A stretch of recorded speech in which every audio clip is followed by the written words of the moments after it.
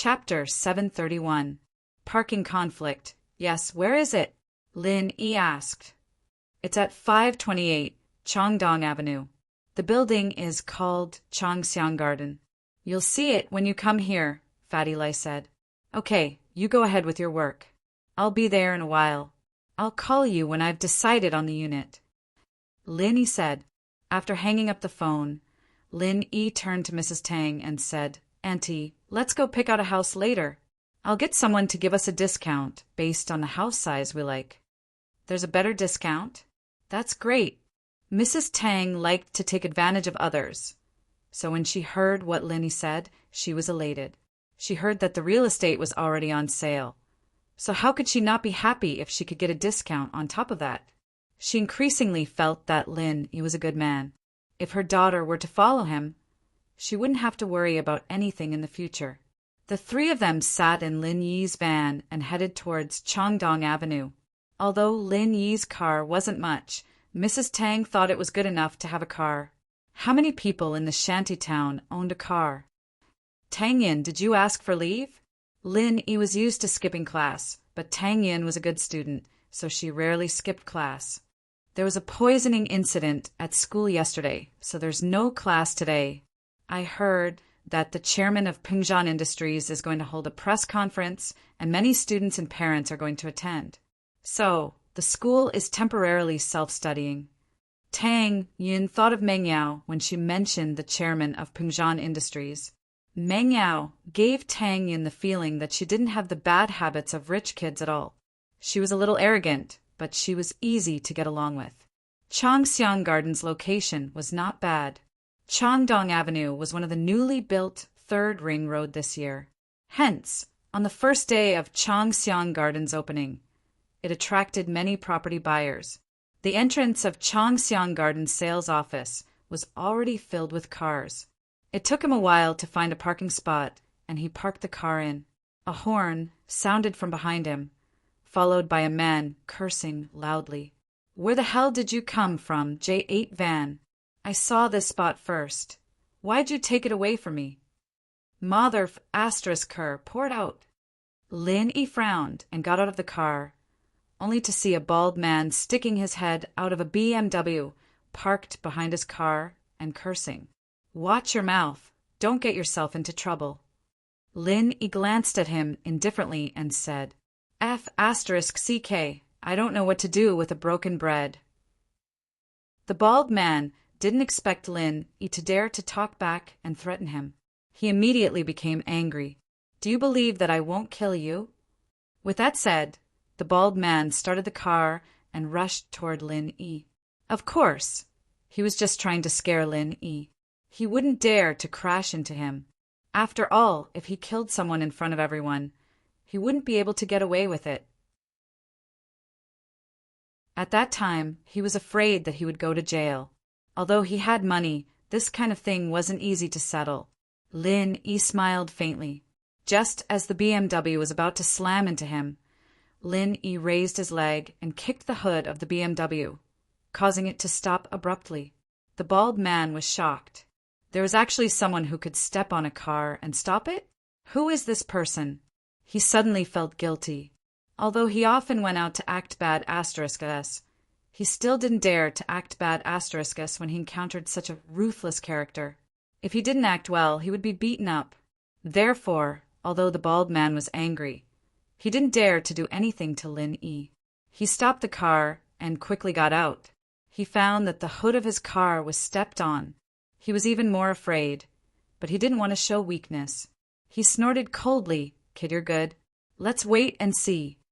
He didn't dare to let Lin Yi repair his car, and he didn't care about the repair fee. He said ruthless words to regain some face. He was the boss of the Shinsuan taxi company. He had some money on hand. Today, he came to buy a house with the money he had just bought.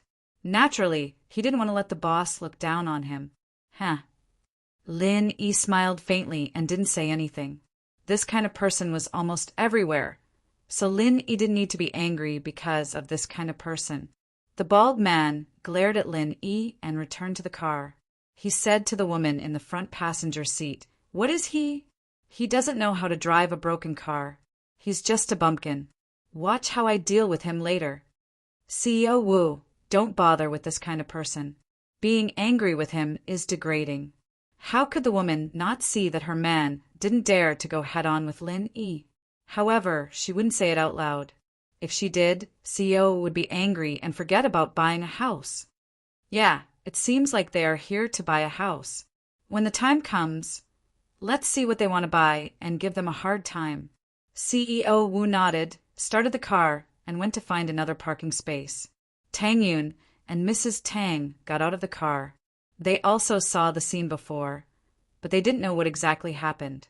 Since Lin Yi had solved it, there was no need to ask. The three of them walked into the sales center. Immediately, a sales lady greeted them and began to introduce the real estate in Changxiang Garden to Mrs. Tang. It had to be said that Fatty Lie's management was quite good. Mrs. Tang didn't look like a rich person, but the sales lady didn't look down on her because of that. Is there a discount for buying a house here? Mrs. Tang was most concerned about the discount. She didn't wait for the sales lady to finish her introduction and asked. She didn't care if there were schools around the house or if there was a business district. What she cared about was the price of the house. The price was cheap, but it didn't matter if there was nothing else. Her daughter was going to university. What did it matter to her whether there was a school or not? Not to mention the business district. Other than the wholesale market, her family's food and necessities came from the night market. They couldn't afford to go to those high-end shopping malls. Yes, there is a promotion today. All the units are 5% off. And if you buy the house in full, you can enjoy a 10% discount.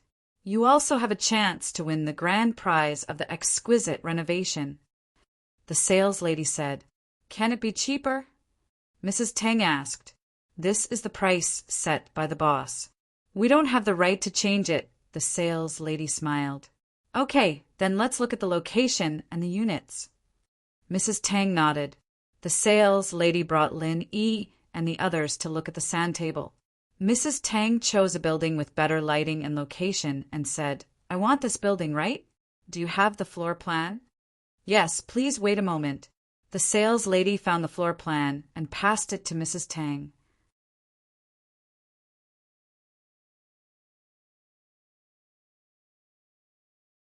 Chapter 732.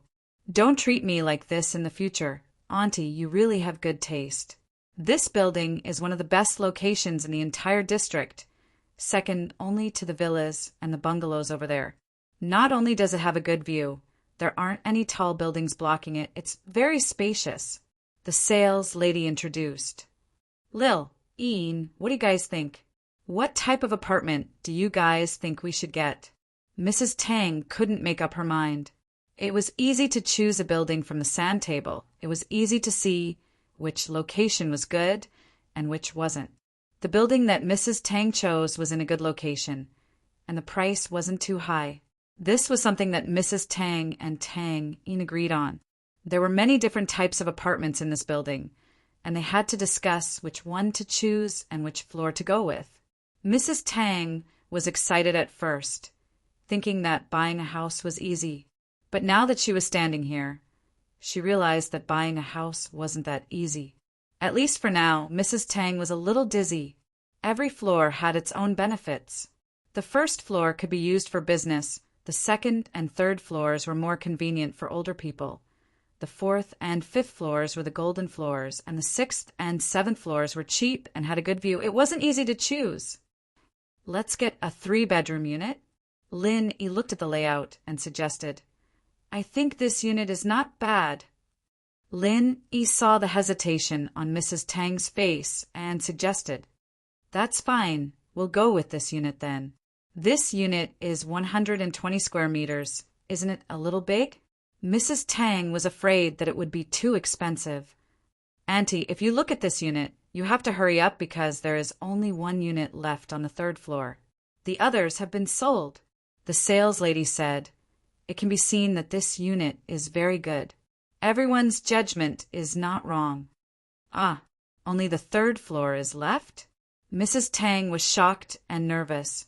This unit was too easy to sell, wasn't it? She wanted to decide, but she couldn't make the decision. After all, she had never made a decision like this in her life. Let's go with the third floor, the lighting is good, and it's easy to go upstairs? Lin Yi smiled. Ugh, then the third floor, we'll pick this one. Mrs. Tang nodded. Can we look at the existing house? That's naturally not a problem. Please follow me. The sales lady nodded and said to the other customers nearby, Is there anyone else who wants to see the quality of the existing houses? I'm heading over now. Follow me if you're with me. Let's go too.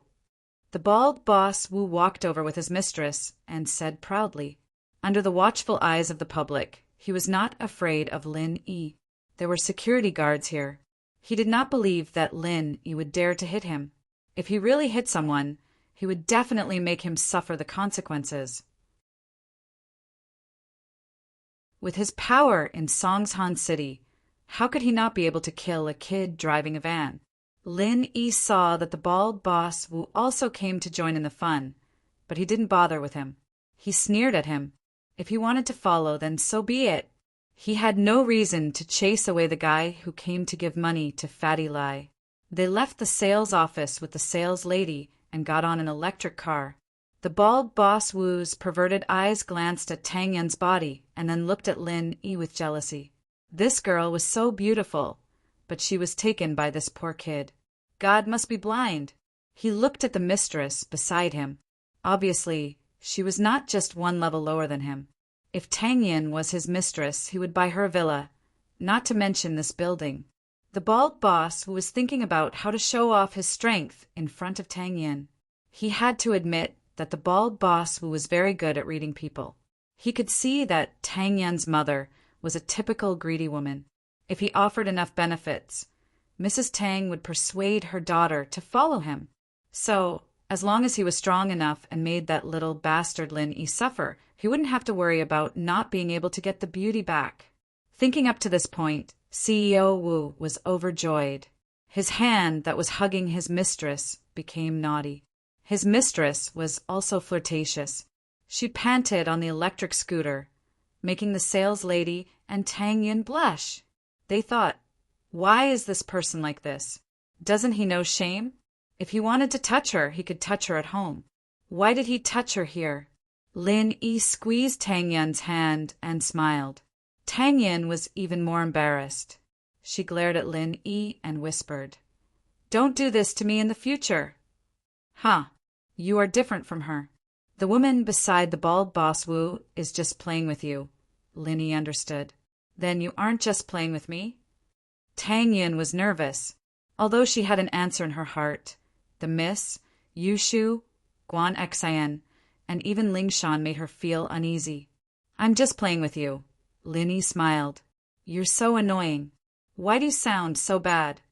Tang Yun got the answer she wanted and pouted. CEO Wu looked at Lin Yi and Tang Yin, flirting with each other in front of him. His eyes were red with jealousy. Motherfucker, he had to get his hands on this girl. Mrs. Tang's mind was filled with the house. She didn't hear the flirting sounds between the bald boss Wu and his mistress.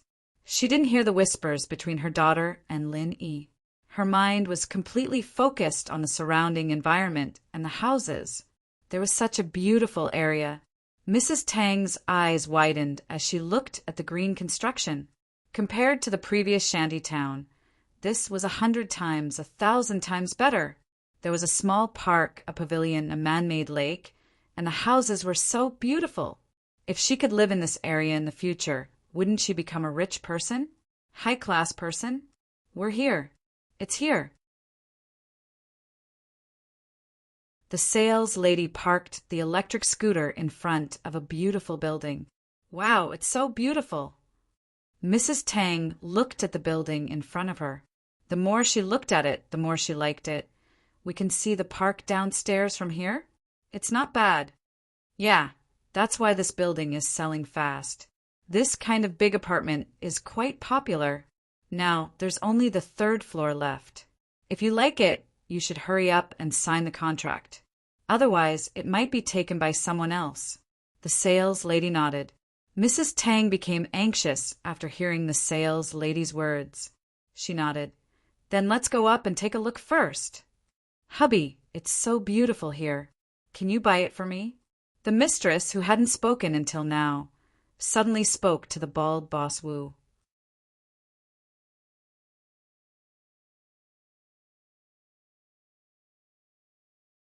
Chapter 733. Raising the price. You are too good to me. The honey hugged the bald man and kissed him fiercely before going upstairs with the sales lady. Mrs. Tang fell in love with the new house on the 3rd floor. Wasn't it too beautiful? Bright, floor-to-ceiling windows, a comfortable layout, and a large living room. It was the dream house that was often seen on TV. Mrs. Tang gritted her teeth and decided to buy it. She must buy it. This house was too beautiful. How much is this house? Mrs. Tang asked nervously. Auntie, this house is $950,000, the sales lady said after looking at the sales booklet. Ah, that's expensive. Mrs. Tang's heart ached. Although she just received $3 million yesterday, she didn't want to give away the money in her hands. She asked, Can this house be any cheaper? I'm sorry, Annie, my authority is limited to the discounts I mentioned before. If you want more discounts, you will have to talk to our boss personally. However, if you are only buying one house, the boss probably won't give you any discounts. The sales lady said, honestly, only $950,000? So cheap? CEO Wu spoke up. What discounts do you need for $950,000? It's too cheap, even if you don't want those discounts, right? As he spoke, CEO Wu glanced at his mistress beside him. Yeah, this money is just a drop in the bucket for you, President Wu. It's nothing. The mistress also echoed, It's too cheap. Tang Yin couldn't help but feel annoyed after hearing their words. What were they trying to say? They weren't the ones buying the house. Why were they involved? Tang Yun glared at CEO Wu and his mistress. Mrs. Tang was also very angry. Were these two here to cause trouble? CEO Wu saw that Tang Yun was looking at him and thought that Tang Yun was looking at him. He was overjoyed and got carried away. Xiao Li, what do you think of this house? If it's okay, I'll buy it for you. Okay, I like it very much. We will buy this set. Xiaomi, who was called Xiao Li, nodded and said happily. Lin Yi snickered in his heart. These two must have teamed up to come here to show off, right? Keep pretending. Let's see how long you can pretend for. Miss, I want this house. Let's sign the contract. Baldy CEO Wu said to the sales lady. Sir, this house was seen by this auntie first. Do you want to wait for this auntie to make a decision before you consider it? The sales lady asked with some embarrassment. You saw her first? What's wrong with liking her? He hadn't bought it yet, had he? If they didn't buy it, it doesn't belong to them. Baldy CEO Wu snorted coldly. Do you know how to do things properly? Whoever pays first gets to hand over the money. They haven't even signed the contract yet. Hurry up and sign it for us. We'll buy it. We'll buy it right now.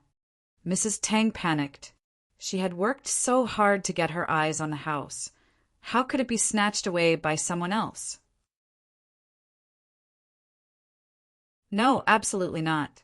We said we wanted to buy it first. You're too late. Xiao Li rolled her eyes at Mrs. Tang in disdain. Look at how poor you are. You can't afford this house. You should save your money and buy a bungalow in the countryside. Why can't we afford it? We saw it first, so we have the priority to buy it. Tang Yin was furious when she heard Xiao Li's words. She glared at Xiao Li and retorted. Forget it. There's no point in arguing with you. Baldy CEO Wu wanted to show off his strong image. He turned to the sales lady and said, How about this? 950,000 yuan. I don't want any of the discounts. Hurry up and sign the contract. The sales lady was in a dilemma. If CEO Wu didn't want a discount, then she would definitely be praised by the boss after she sold the house. Her bonus this month wouldn't be small. But if she did that, it would be unfair to Mrs. Tang's family. Isn't there a saying that goes like this? The highest bidder wins. If we offer a higher price, it belongs to us. What are you hesitating for? Xiao Li said to the sales lady, and looked at Mrs. Tang provocatively. We don't want the discount. If you don't want the discount, we will sell it to you. Can you not want it? I. Mrs. Tang's face turned red. How could there be such a person? However, she really needed the discount. We don't want the discount either, Tang Yin said, although her heart ached. Lin Yi was holding her hand from behind. She knew that it was Lin Yi's intention, so she said it. Oh. Baldy CEO Wu was surprised. He didn't expect Tang Yin to be so decisive. However, how could he give up the house that he got? On one hand, he couldn't afford to lose face in front of his mistress. On the other hand, he wanted to show off his strength in front of Tang Yin and her mother. If he ran away with his tail between his legs, how could he show off his strength? Thinking of this, Baldy gritted his teeth and said, How about this? I'll pay 1 million. Sign the contract. The sales lady was dumbfounded. She had only heard of rich people bidding against each other to buy villas, but she had never heard of people bidding against each other to buy a normal house. Moreover, the price increased by 50,000 yuan. Wasn't this too unbelievable? 1 million. What are you waiting for? Don't you want your bonus? If your boss knew that you didn't want the money, he would fire you. Xiao Li threatened the sales lady. The sales lady looked at Mrs. Tang awkwardly. We will pay 1 million too. Tang Yin had no choice but to raise the price. Since Lin Yi was hinting for her to continue bidding, Tang Yin didn't want to, but she still made a bid. CEO Wu frowned. He didn't expect Tang Yin to raise the price with him. Did they have that much money?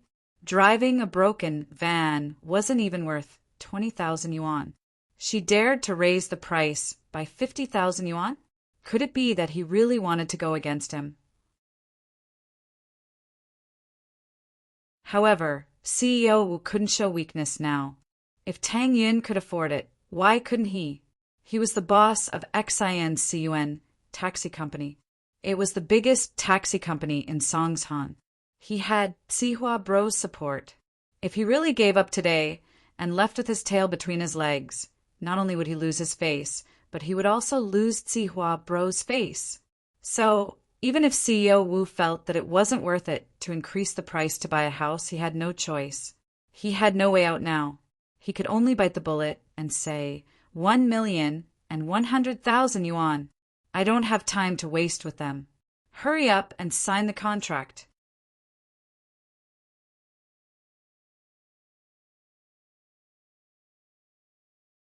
Chapter 734. Who are you talking about? Spending 1 million yuan on a 950,000 yuan house? Is this for real? In front of this building, 1 million could buy a house that was even bigger than this one. The location and lighting were also similar. We'll pay 1 million too.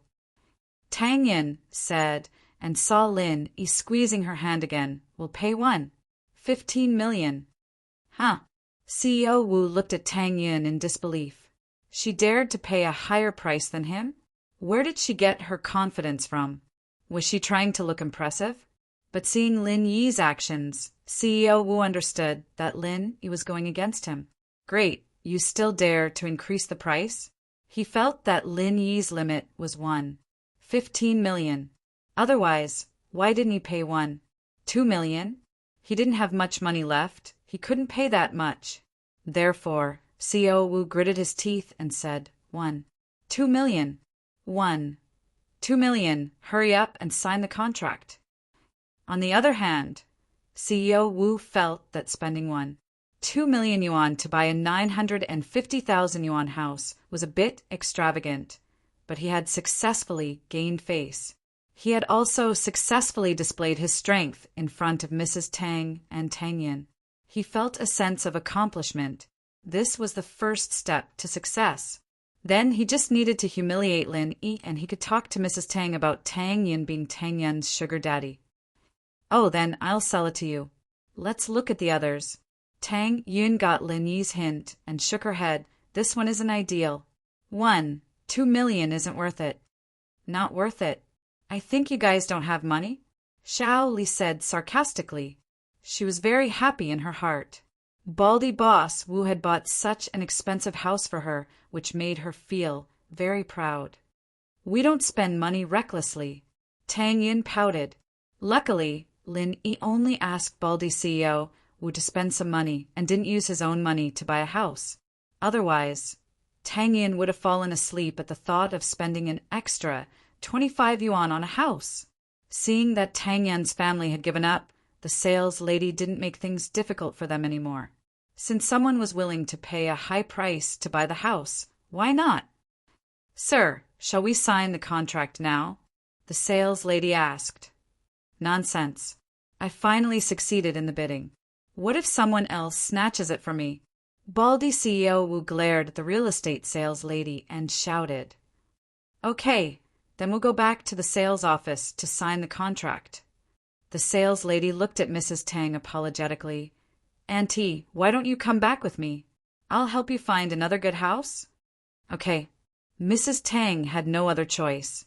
She didn't want to spend another 250,000 yuan on a house. Moreover, Mrs. Tang wanted to make it cheaper on this basis. Can't your daughter find this boyfriend? What's the big deal about spending 25 more? It's just a piece of cake for me. Baldy CEO Wu went downstairs and casually said to Mrs. Tang when he got on the electric car. Mrs. Tang glared at him and didn't reply. She thought to herself, if my son-in-law was an idiot like you, adding 200,000 yuan to buy a house, that would be unacceptable. Since my son-in-law is buying a house for me, the cheaper the better. Baldy shrugged his shoulders when Mrs. Tang didn't reply. He started hugging his sweetheart again. This person is so annoying. Tang Yun complained to Lin Yi softly after getting on the car. There's so many houses. Why would I be afraid that I can't find a suitable one, let alone 250,000 yuan? I can afford it even if it's 1 million yuan. But can Auntie accept it? Lin Yi smiled. Of course not. You should find a cheaper one for her. Otherwise, if she really spends too much money, she'll get sick. Tang Yun sighed. She understood her mother's personality. The 6 of them returned to the sales office. The sales lady first signed the contract for Baldy CEO Wu. The contract was ready-made. She just downloaded it from the computer and printed it. Baldy CEO Wu waved his pen and was about to sign his name on the contract. His sweetheart was a little unhappy. Didn't we agree to write my name? Why did it change again? This. Baldy CEO Wu shifted his target to Tang Yin. No matter how he looked at it, Tang Yin was much stronger than Xiao Li. So he didn't want to invest too much in Xiao Li, so he played a trick when he signed the contract. He didn't expect Xiao Li to be so smart, pointing it out right away. I forgot. Baldy CEO Wu laughed. He was showing off in front of Tang Yun and her mother. How could he show weakness now? If Mrs. Tang thought that he was stingy and didn't even buy a house for a woman, then why would she help him persuade Tang Yun? Xiao Li wrote her name on the paper with a smile and kissed Boss Wu happily. Sir, you can pay now. May I know if you want to pay in cash or by bank card? The sales lady was very happy that she sold a house. Her boss would definitely praise her if she sold it for an extra 250,000 yuan, right? Nonsense. Of course, by bank card. Who would bring more than 1 million yuan out of the house? Isn't that an idiot who has never seen money? Baldy stared at the sales lady unhappily and took out a bank card. F***CKU. Who are you calling an idiot? A big guy carrying a big black plastic bag suddenly appeared out of nowhere. He grabbed the bald CEO Wu's collar and said, Do you want to die? Ah, brother, I'm sorry. I wasn't talking about you. CEO Wu was shocked. This big guy gave him a much stronger visual impact than Lin Yi. Although Lin Yi was quite powerful and could stop the car with a kick, he wasn't that big. Baldy Wu didn't think that he was that scary. However, This big guy in a black singlet with tattoos all over his body gave Baldy CEO Wu a shock. Moreover, even if the security guards came, he was the one in the wrong. Who asked him to call someone an idiot? Therefore, CEO Wu quickly apologized. Humph, I don't have time to waste with you, Baldy. I can use this bag of money to kill you. The big guy was obviously in a hurry to do something. He let go of CEO Wu and left, which made CEO Wu heave a sigh of relief.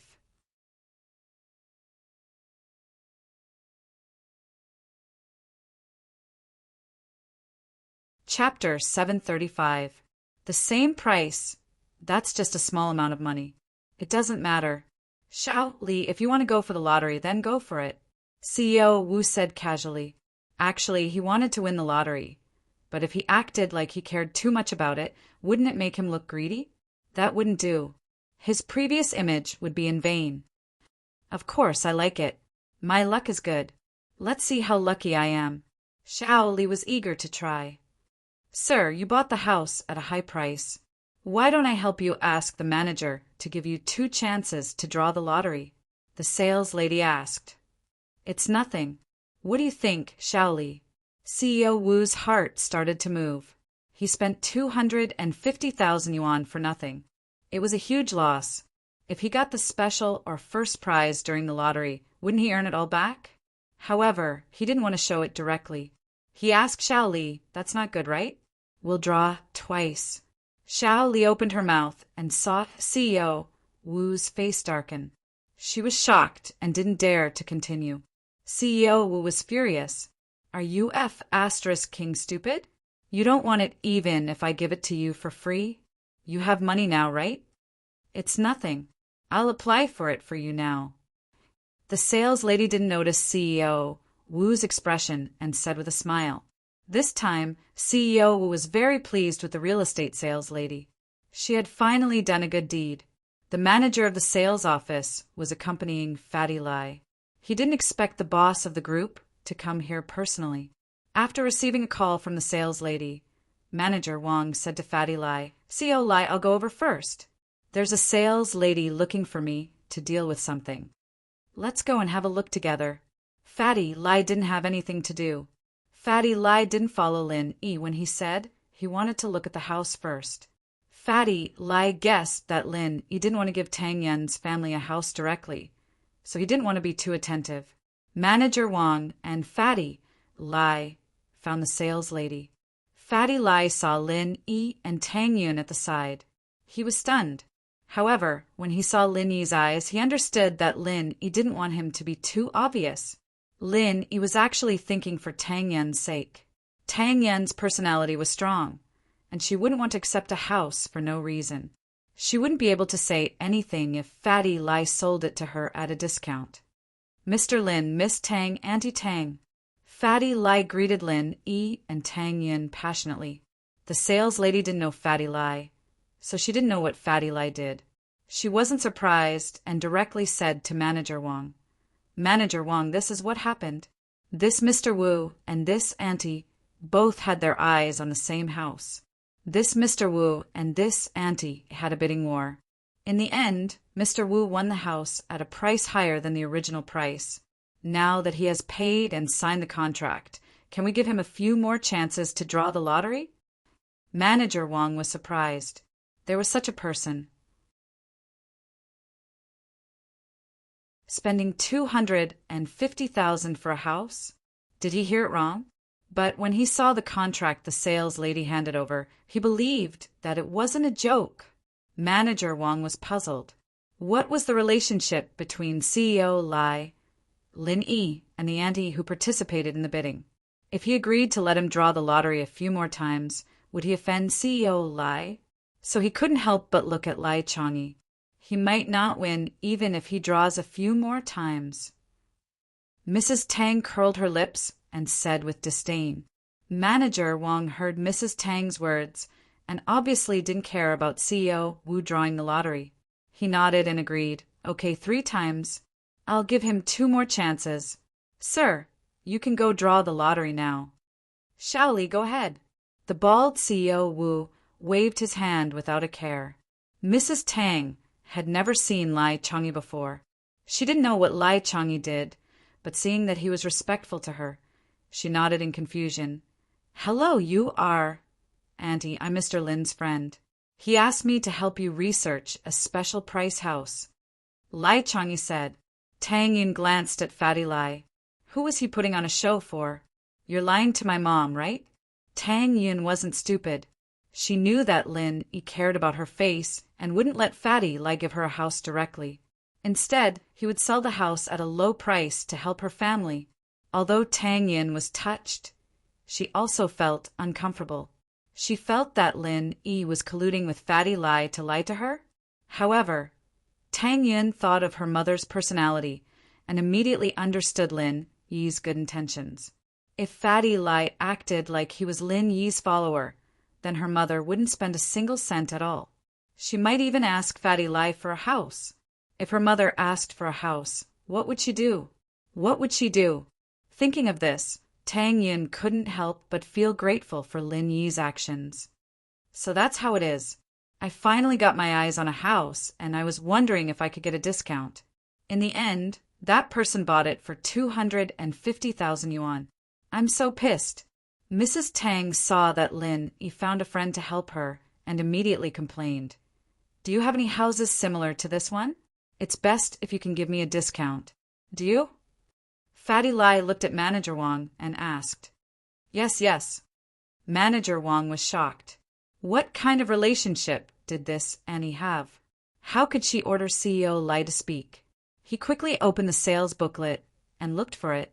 Then he said, "There's another building beside the one that Auntie has her eyes on. It's just that it's 30 meters bigger than this one.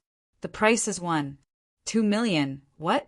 Even if it's 30 meters bigger than this one, it's still 2 million. Baldy Boss Wu also heard Manager Wang's call.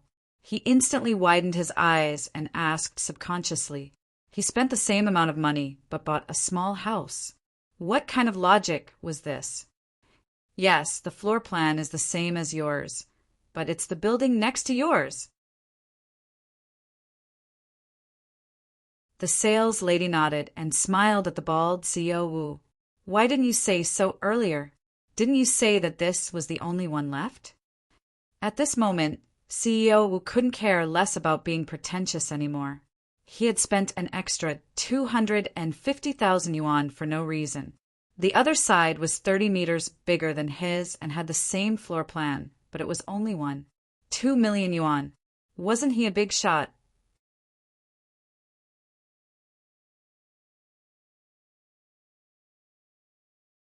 Chapter 736. Chapter 0736. Smart Tang Yin Ah? CEO Wu was dumbfounded. That's right, he didn't ask and competed with Tang Yin's family. How would he know that there was a bigger house in the building next door? Then can I change it? I'm sorry, your information is already online. You can't change it. The sales lady shook her head regretfully. Forget it. I don't need this little money. I'll buy something I like. CEO Wu gritted his teeth and comforted himself. That's right. We'll buy a bigger house with the same amount of money. Mrs. Tang was delighted. She turned to Fatty Lai and asked, Then can we get a discount on this house? Yes, why not? Fatty Lai thought about it and said, How about this? The house just now was sold for 250,000 yuan because of the competition with Auntie. So, I'll give you a discount of 250,000 yuan for this house. It'll still be 950,000 yuan, and the other discounts won't change. How about it? Manager Wang, is that okay? Since CEO Lai said so, how could Manager Wang say no? This property belonged to CEO Lai. He was just an employee, so he quickly said, Okay, if CEO Lai says it's okay, then it's okay. But Manager Wang was shocked. What was the relationship between these people and Lai Changyi? He had actually slashed 250,000 yuan in one go, and he would still be able to enjoy other housing discounts after that. This level of strength was simply unprecedented. Baldy CEO Wu was already depressed. He had wasted 250,000 yuan to buy a small house. This money was enough to buy a big house. But in order to show that he was rich, he endured it. But this CEO Lai used his own money to give Mrs. Tang a discount. Wasn't he cheating them? He almost rolled his eyes and fainted. This act was such a failure. He felt like an idiot. Not only did he not cheat Tang Yan's family, but he cheated 250,000 yuan of his own money. Not only did they get a house that they liked, but it was also cheaper by 250,000 yuan. Just as he was feeling depressed, Xiao Li came back with an electric rice cooker, a microwave oven, and an electric kettle. She said happily, "Honey, I've won so many prizes. I've saved money on home appliances. What's the use of these things?" Greedy. The bald CEO Wu had lost 250,000 yuan for nothing, and he was unhappy. Seeing that Xiao Li was still so happy after drawing a few lousy prizes, he immediately became angry. "It's fine if it's the grand prize and first prize, but why are you showing off these lousy prizes? Hurry up and leave. Are you going to embarrass yourself here?" Baldy CEO Wu really couldn't stay any longer. It was too stifling. He felt that he had suffered a huge loss today. He had never suffered such a loss before. Xiao Li was suddenly at a loss of what to do after being scolded by Baldy Wu. She was pulled out of the sales office by Baldy Wu. Mrs. Tang pursed her lips and sneered at the two of them. "What the hell? Are you dumbfounded?" Mrs. Tang had been depressed about not being able to buy a house. Now that she had finally found one, it was snatched away. How could she feel good about that? But now, she was so happy that she was about to jump high.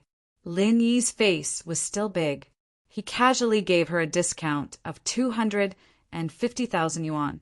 With such a discount, she would smile even in her dreams when she went home. Accompanied by Fatty Lai and Manager Wang, Mrs. Tang went to look at the house again. This time, she was even happier than before. This house was obviously much bigger. The previous house had 3 bedrooms and 1 living room. This one had 4 bedrooms and 1 living room. The layout was similar, but there was an extra storage room. The price was the same as the previous one. It was so worth it. Okay, I'll take this one. Mrs. Tang didn't hesitate this time. "Xiao Lai, it's great that my Xiao Yi has a friend like you. You're flattering me." Fatty Lai wiped his sweat. "I'm lucky to have a good boss. Otherwise, I wouldn't be so powerful right now. Even Lu Tianyi has to be respectful when he sees me now. In the future, House Lai will also be a noble house and the biggest one at that. They won't even bother to be on the same level as the 4 small noble houses of the 5 worlds." Fatty Lai was very far-sighted. He felt that Lin Yi would one day soar into the sky. As long as he followed in Lin Yi's footsteps, glory and wealth would be at his fingertips. Under Manager Wang's personal supervision, the contract was quickly signed. Mrs. Tang paid the money and got a chance to draw a prize. "Auntie, I'll take you to the draw." Who was Manager Wang? He was a shrewd person in society. If he wasn't, he wouldn't have been able to become the manager of the sales office. He could tell that Mr. Lai wasn't Mr. Lin's friend. It was obvious that he was trying to curry favor with Mr. Lin. A discount of 250,000? How was that a discount? It was simply a huge loss. But Manager Wang didn't show it on his face. He was prepared to give Mrs. Tang some more benefits. Mrs. Tang knew that her luck wasn't good. She didn't think that she would win anything in this kind of lucky draw. But the introduction was very good. She had a 100% chance of winning. That Xiao Li got 3 appliances. How could she lose? If she could get a microwave or a water heater, she would save a lot of money. Mrs. Tang couldn't help but ask Manager Wang, "That person got 3 times. Can I get 3 times too?" If it was someone else, Manager Wang would look down on them. He already gave you a discount of 250,000. Why do you care about these small prizes? But Manager Wang was looking for a chance to please Mrs. Tang for Fatty Lai. How could he not agree? He smiled. "And you can go and get 3 times too." Good. Mrs. Tang beamed with joy. Tang Yun looked at her mother helplessly. When her mother walked away, she turned to Lin Yi and whispered, "Thank you. What are you thanking me for?" Lin Yi smiled. "You know the answer." Tang Yun humphed and ignored Lin Yi. Lin Yi was embarrassed that Tang Yun saw through him. It seemed that Tang Yun wasn't stupid. The main problem was that Tang Yun knew that Fatty Lai was his follower. It was normal for Tang Yun to be suspicious. Fatty Lai didn't feel embarrassed when Tang Yun saw through him. He walked over with a smile. "Boss, sister-in-law, are you satisfied with the house?" "It's fine as long as you don't lose anything," Lin Yi hinted. "I didn't lose anything. I sold it at the cost. I'll buy it for sister-in-law's family when I'm building a house," Fatty Lai smiled.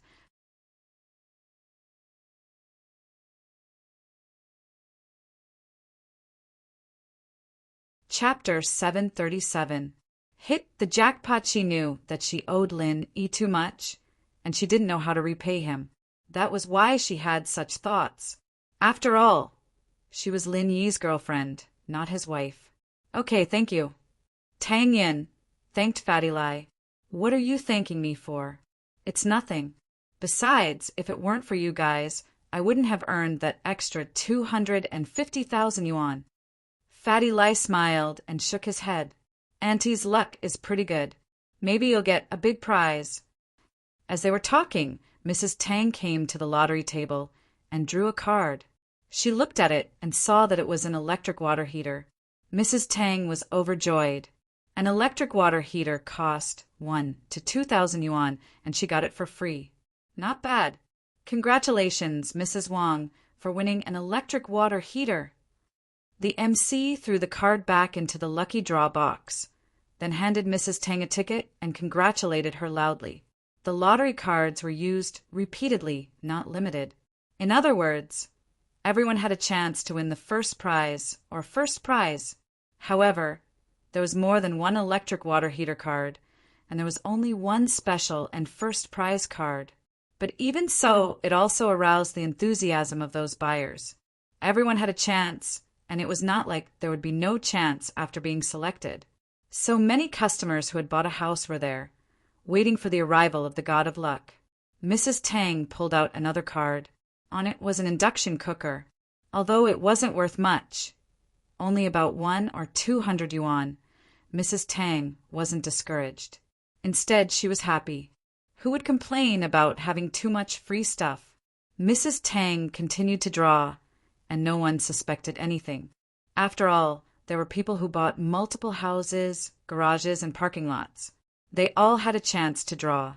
The MC congratulated Mrs. Tang and gave her another voucher.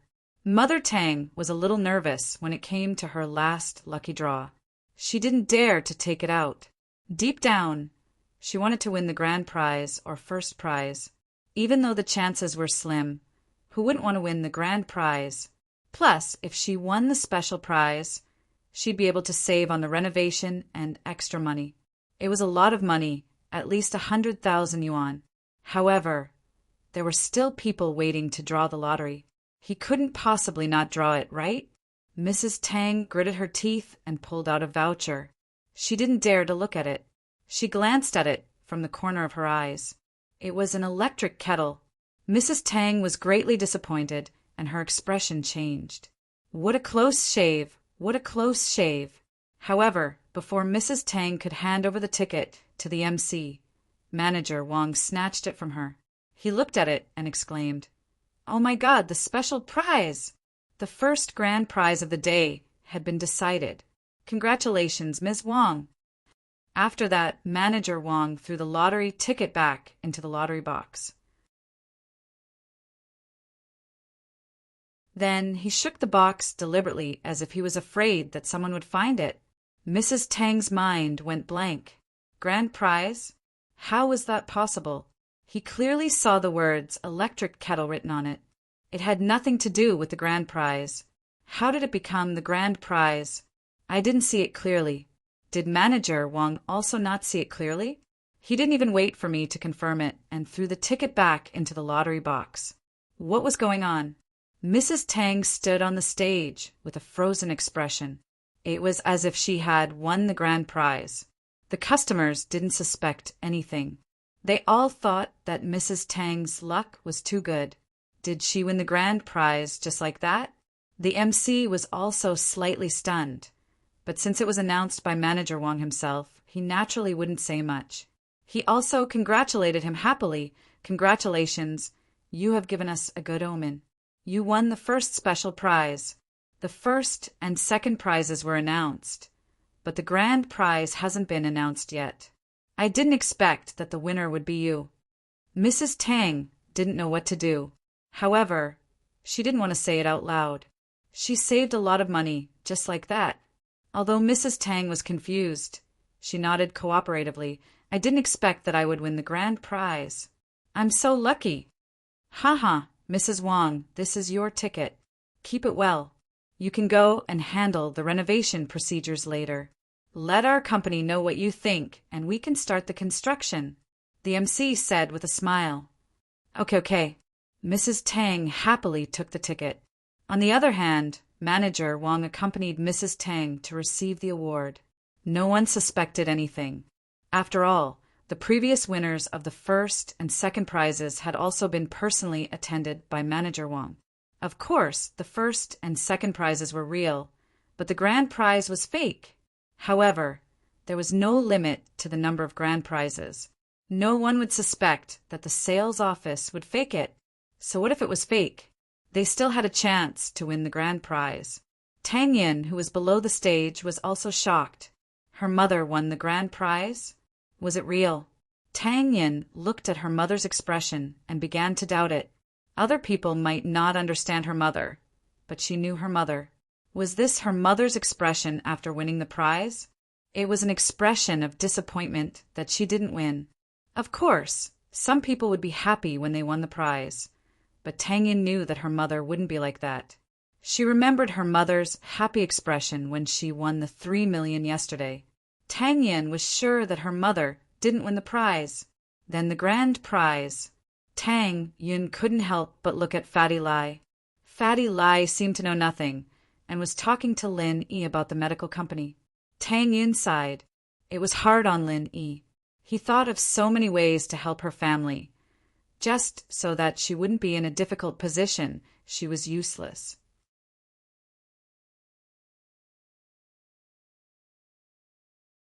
If she was like Meng Yao and the others, Lin Yi wouldn't need to do so much. From the looks of it, Lin Yi and Miss were quite compatible.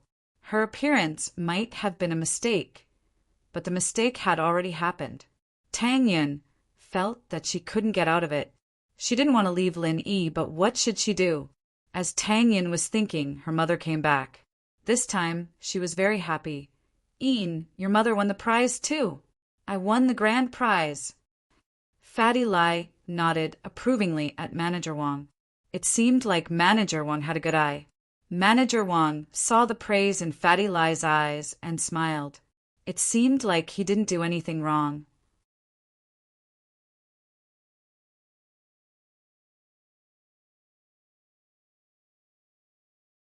Chapter 738. A slip of the tongue. Manager Wang heard that Mrs. Tang's request was simple and easy to fulfill. He'd just have to ask the design company to design the best modern style. Auntie, how is it? Are you satisfied with the house? Fatty Lai asked when he saw Mrs. Tang. Satisfied. Lai, you're a good friend of Lin Yi's. Mrs. Tang praised. Haha, Auntie, I'm flattered. Fatty Lai laughed. It's almost lunchtime. I'll treat everyone to lunch. Manager Wang was even more shocked. Boss Lai had lowered the price by so much and helped so much. It was fine if Lin Yi didn't treat him, but he wanted to do it himself? It seemed like these people weren't simple at all. How can I do that? I should be the one treating you. Mrs. Tang was stingy, but she knew that Fatty Lai had helped her a lot today. I have something to ask you as well. Mrs. Tang quickly said. Sure, let's find a restaurant nearby. Fatty Lai nodded. The four of them walked out of the sales office together. Mother Tang carefully put away the contract. This was close to $1 million. It was the first time in her life that she had spent so much money. Her heart was filled with excitement, but at the same time, she felt a little unreal. Everything felt surreal. "You want to ride in my car?" Fatty Lai drove an Audi Q7 today. "No need, I drove here too." Lin Yi pointed at his broken van. Mrs. Tang actually wanted to ride in Fatty Lai's luxurious car, but she gave up after hearing what Lin Yi said. She was still a little envious, though. Fatty Lai didn't mind and got into Lin Yi's broken van, sitting in the back with Mrs. Tang, leaving the front passenger seat for Tang Yin. Lin Yi drove away and asked, "Where are we going to eat?" Here, Fatty Lai found a restaurant that looked decent. It wasn't practical to go too far at this time. Lin Yi glanced at the entrance of the restaurant and saw that the BMW that he had stepped on before was also parked there. However, Lin Yi didn't care. It couldn't be that Lin Yi wouldn't come to eat just because he was there, right? Moreover, Lin Yi was not afraid of him at all.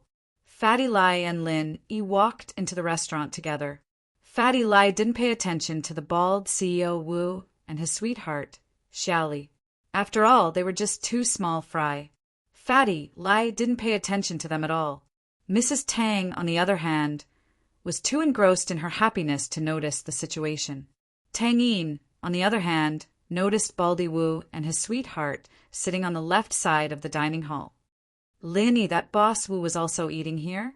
It's not a good idea for us to come here, is it?" Tang Yin was a bit hesitated. After all, they were taking advantage of Lin Yi's 25. It wasn't easy for them to run into each other.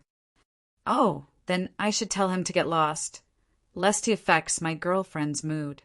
Lin Yi smiled. "Stop it. Why are you so bossy?" Tang Yin was very shy. "Huh, then let's not care about him." Lin Yi shook his head. Fatty Lai asked the waiter for a private room. In fact, there was no need for 4 people to have a private room. But Fatty Lai felt that it was better to treat people formally. After entering the private room and sitting down, since Fatty Lai was treating, he first ordered a few signature dishes before passing the menu to Mrs. Tang and Tang Yin, Auntie's sister-in-law. Miss Tang, what would you like to eat?" Fatty Lai's words slipped, but fortunately he reacted quickly. Seeing that Mrs. Tang didn't seem to notice, he let out a sigh of relief. "Are these dishes enough? There are only 4 of us. We can't eat so much, right?" Mrs. Tang looked at the dishes that Fatty Lai ordered. They were all the signature dishes of this restaurant. It was enough. "Yes, these dishes are enough for 4 people, the waiter nodded. Although the restaurant naturally wanted to sell more dishes, they couldn't let people order, so they couldn't finish it, right? When it was Tang Yin's turn, she only ordered a few bottles of drinks and didn't add any dishes. Fatty Lai had no choice but to order a dessert before waving the waiter away. And the bald CEO Wu, who was sitting not far away, saw Lin Yi's group and immediately frowned. "It's really a small world for enemies. There were a lot of people at the sales office, and I couldn't do anything to you. But now you guys come to me?" "Yeah, CEO Wu, these people are so bad, they made us spend an extra 250,000 yuan. Xiao Li was a little distressed. How good would it be if she gave the money to someone else? She didn't think much about it when she bought the house. After all, it was Boss Wu's money at that time. But now that the house was hers, Xiao Li also felt that the extra money she spent was her own. If I don't find someone to teach them a lesson, I won't be able to calm down." CEO Wu was actually thinking that he would find someone to beat up Lin Yi and force him to leave Tang Yin. At that time, he would appear forcefully and gain the favor of Tang Yin's family. Then, he wouldn't be far from getting the beauty. "Yeah, CEO Wu, aren't you under Sihua Bro's protection? Why don't you find Sihua Bro?" Xiao Li suggested. "That's what I'm planning to do." CEO Wu nodded. His taxi company was under the name of Tsihua's company, and he paid Tsihua a huge sum of money every month. How else would he be able to dominate the taxi industry in Songshan and become the leader of the taxi industry? Because he had Tsihua backing him, the other taxi companies didn't dare to say anything. Who dared to provoke Sihua? CEO Wu dialed Sihua's number. Sihua had just finished the silver needle removal surgery with his brother. This surgery left Li Dile crippled. After the silver needles were removed, there were holes all over his body. He looked like a sieve, and every wound was as big as a rice bowl. It was shocking, but in order to survive, he had to do this.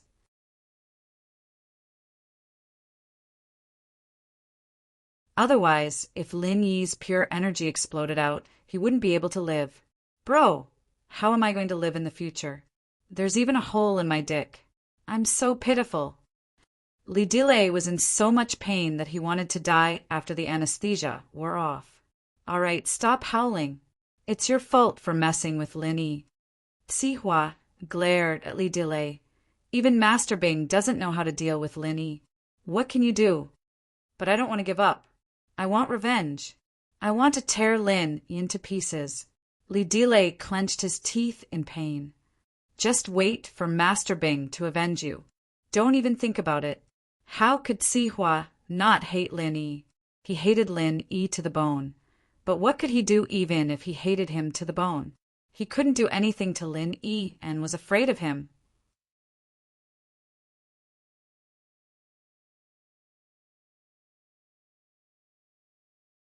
Chapter 739.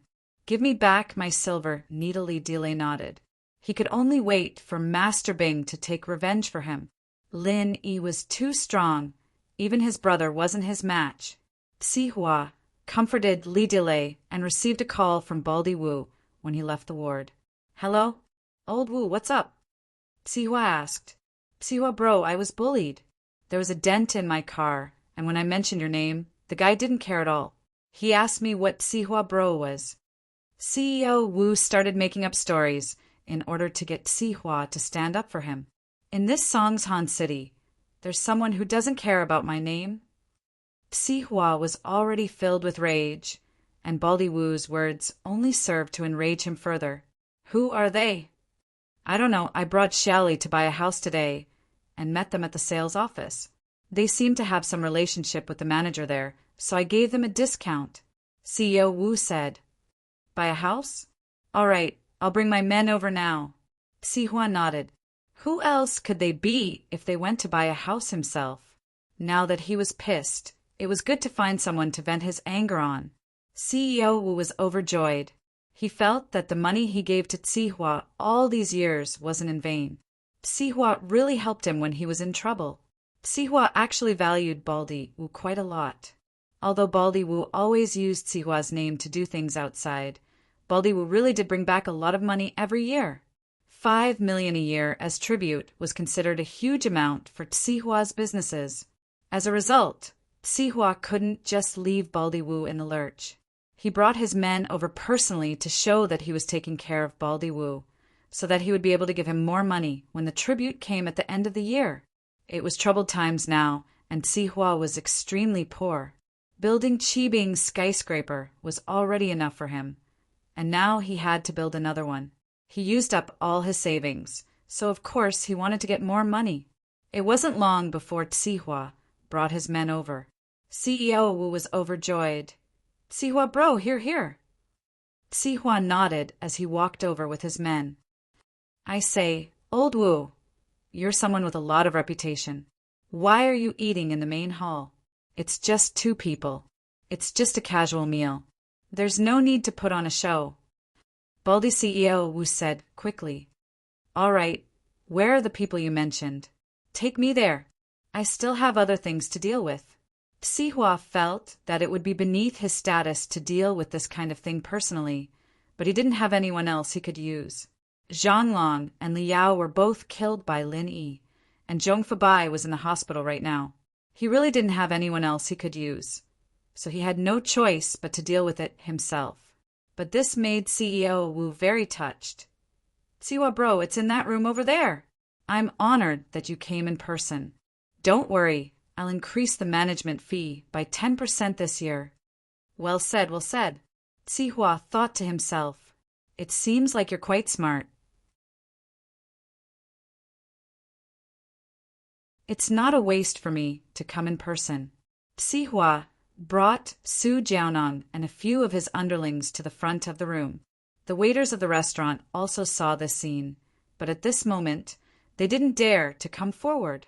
After all, Sihua's group didn't look like they came with good intentions, especially those underlings.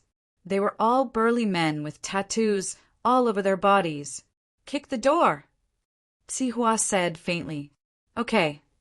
CEO Wu was emboldened this time. With Sihua by his side, what was there for him to be afraid of? So, with a bang, he kicked the door of the room. This kick, he used all his strength. But who knew that the door of this restaurant wasn't sturdy at all, and it didn't even take a kick. It wasn't even locked. The kick was too strong, and he fell directly into the room. With a plop sound, he laid on the ground, prostrating himself. Sihua was so angry that his teeth itched. He really couldn't be helped. They were here to cause trouble, and you actually kowtowed the moment you entered the room. What are you doing? Sihua had no choice but to lift his leg and enter the room. He couldn't show any weakness. CEO Wu's sudden appearance made Lin Yi and the others stunned. Was there something wrong with this person? As for Sihua, when he entered the room, he wanted to act cool and shout. But when he saw Lin Yi in the room, he suddenly froze. CEO Wu naturally didn't see Sihua's expression clearly. He was still like a dog eating mud. With great difficulty, he climbed up from the ground and pointed at Lin Yi and shouted, "Sihua bro, it's this kid. He's the one who kicked my car. He didn't even put you in his eyes." Sihua's back was covered in cold sweat. Linny? Why was he so unlucky? He was helping his underlings, and he still had to meet Lin Yi. He didn't put me in his eyes, did he? Not only did he not put me in his eyes, he also didn't put Master Bing in his eyes. But what could he do to him? Sihua was a little embarrassed. He didn't know what to say. He wanted to say that they came to the wrong room and leave with his underlings. But this CEO Wu revealed the truth. He had no way to smooth things over. Lin Yi. Sihua was a little embarrassed. "Sihua bro, are you here to give me the silver needles?" Lin Yi looked at Sihua and said faintly, "Your brother's silver needles have been removed, right? Give them back to me quickly. They're quite expensive." Sihua's expression instantly became very interesting. The silver needles still had to be returned? Wasn't this too much? How much was a box of silver needles worth? But he really didn't dare to explode. Lin Yi's strength was there for all to see, and Lin Yi was a violent maniac who wasn't afraid of anything. He even dared to hit Master Bing, let alone Sihua. Sihua didn't want to be crippled by Lin Yi. He could only force a smile and said, "It's just a box of silver needles. Why do you care?" "Oh, you like silver needles? Do you want me to give you a few more?"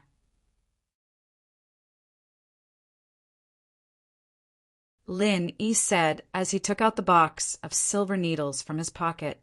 Sihua looked at the box of silver needles, and his face turned ashen. What the fuck? What was the meaning of this? Did Lin Yi want to put a few more silver needles on his body? Sihua couldn't take that. He said hurriedly, I don't like it. I'll go get the needles now and send them to you immediately." Sihua didn't dare to say anything else, and he turned around and left the room. Jianang and the others who came with Sihua saw that he was leaving and quickly left as well.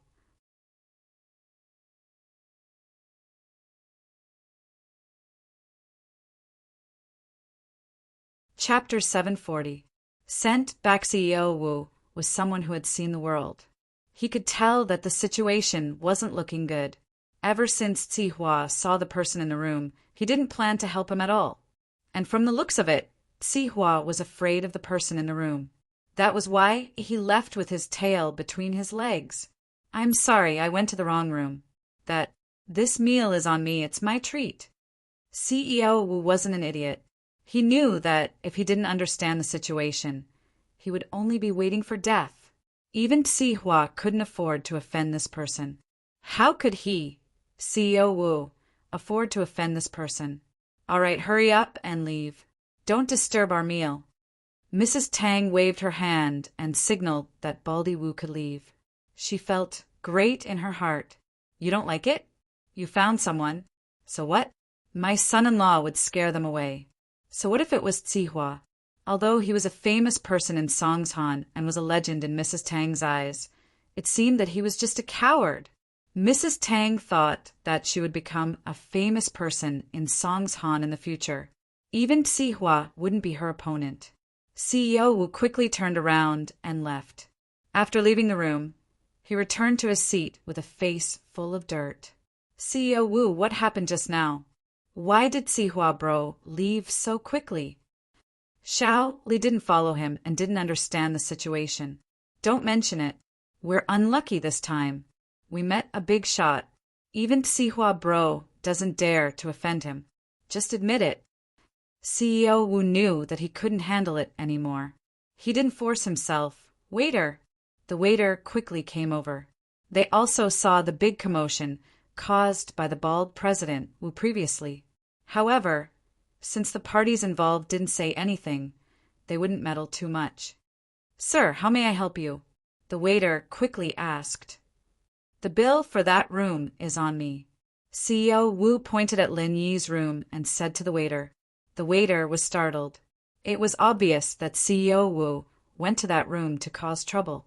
Why was he paying the bill now? However, the specifics had nothing to do with him. So after being stunned for a moment, he quickly nodded and said, Yes, sir. After the waiter left, CEO Wu heaved a sigh of relief. F***CK, if I knew that the person in that private room was so awesome, I wouldn't have provoked him. Isn't this just looking for trouble? Ah. What right did they have to provoke someone that even Tsihua couldn't afford to offend? But at this moment he was a little afraid. Boss Wu, will they take revenge on us? I don't think so. We're just small fries. If he's looking for someone, he'd be looking for Tsihua. He doesn't even know who we are. Baldy Wu was rather optimistic. I think we should hurry up and leave. Don't stay here. What if they come out later and see us still here? What if they come to trouble us? Xiao Li was still a little worried. Who's going to pay for them if we leave? Baldy CEO Wu said. I was very sincere just now. They didn't make things difficult for me. Clearly, they don't care about me at all. So don't be afraid. Let's continue eating. Xiao Li couldn't eat anymore. She took a few sips of her drink and sat at her seat, waiting for Lin Yi and the others to finish eating. CEO Wu did the same, sitting on pins and needles, waiting for Lin Yi and the others to finish eating. Tsihua got in the car and went straight to the hospital. Naturally, Su Jiaonong knew who Lin Yi was. He also knew that it was because of him that Tsihua and Master Bing were so angry. Tsihua bro, are we really going to get the needles for him? Wouldn't that make us look weak? Su Jiaonong didn't think that Tsihua would really go for the needles. What if we don't? Before we think of a way to deal with this kid, we can only use a gentle and pacifying strategy. Don't provoke him. Tsihua sighed. He felt very wronged. Ever since he relied on House Zhao and made his fortune in Songshan, he had never felt so wronged before. But he didn't have a choice now. The masters around him were either killed or injured by Lin Yi. His Yao Wang wasn't good enough, and his poison was neutralized. How was he supposed to fight Lin Yi? Su Jiaonong thought about it and agreed. What could he do if he wasn't weak? If he couldn't win, he could only be bullied. Tsihua asked Su Jiaonong to get the needles from the hospital and return to the restaurant. CEO Wu was waiting for Lin Yi to finish his dinner so he could pay the bill. But before Lin Yi finished his dinner, Tsihua came again. CEO Wu was overjoyed when he saw Tsihua. Tsihua wouldn't be here for revenge, would he? But upon closer inspection, it didn't seem to be the case at all. This time, only Tsihua and Su Jiaonong entered the restaurant. The lackeys from before were all gone. CEO Wu quickly stood up to greet Tsihua, but Tsihua waved at him impatiently. Tsihua came to Lin Yi's room and knocked on the door carefully. After getting permission, he entered. Lin Yi, I've brought the needles. Tsihua gritted his teeth as he placed the needles on the table. Oh, thank you. You can leave now. Lin Yi nodded. Oh, right. Thank you for the 3 million yesterday. My girlfriend's family bought a big house. You're welcome. Sihua felt his face burning. He was considered a big shot, but he was treated like a clown. Sihua didn't even know how he walked out of the restaurant. It was too embarrassing. It was too embarrassing. If he knew this would happen, he wouldn't have come. Not only did he not do anything to Lin Yi, but he was also humiliated by Lin Yi. If he didn't take revenge, he wouldn't be able to eat or sleep in peace. Sihua decided to go back and discuss with Master Bing how to take revenge on Lin Yi. After returning to the floating cloud bar, Sihua didn't hide anything. He told Master Bing everything that happened today. It wasn't a matter of shame anymore. He had lost all his face in this period of time. This Lin Yi is really arrogant. Qibing frowned after hearing Sihua's words. I came to Songshan to start a business. With Lin Yi around, everything is going to be difficult. Until now, I haven't earned a single cent, but I've lost quite a lot. Oh right, how's the Qibing skyscraper? Is it completed? It's completed. It's in the finishing stage. I found the most professional construction team in the country. This speed is the fastest, Sihua said.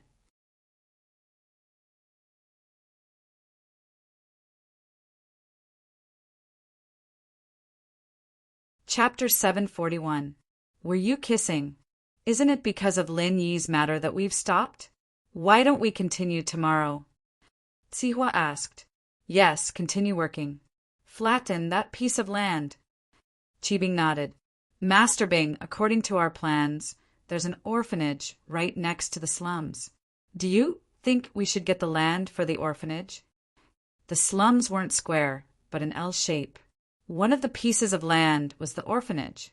At first, Sihua didn't have any intentions towards the orphanage, but now that he'd lost 100 million on the HQ building and 3 million to Lin Yi, he'd lost a lot of money. It was going to be hard to make up for the losses with just the slums. Orphanage. Master Bing thought about it. What's the background? Nothing much. It's just a private charity orphanage. The land was donated for free. Sihua knew more about this. All right, go talk to someone and get it. We need to build a high-end modern community. We need to recoup our losses before, or I won't be able to explain it to my dad. Qibing didn't think much of it when he heard that it was a private orphanage. What background could it possibly have? Master Bing, are we still going to hold the completion ceremony for the group's skyscraper this time? Sihua asked as he remembered the completion ceremony from the last time. What the hell? Didn't we embarrass ourselves enough last time? Master Bing glared at Sihua. Speaking of this, Master Bing was furious. You want me to attend the completion ceremony in a wheelchair? This Lin Yi is like a ticking time bomb lying in ambush on the road. Who knows when he'll explode? If we don't get rid of him, we won't be able to live in peace. But this guy doesn't seem to be injured at all. Uncle Zhu and Yao Wang are no match for him. What can we do? Sihua was out of ideas. Huh? A ticking time bomb? Sihua's eyes lit up after hearing Master Bing's words. What's wrong with a ticking time bomb? Do you have any good ideas?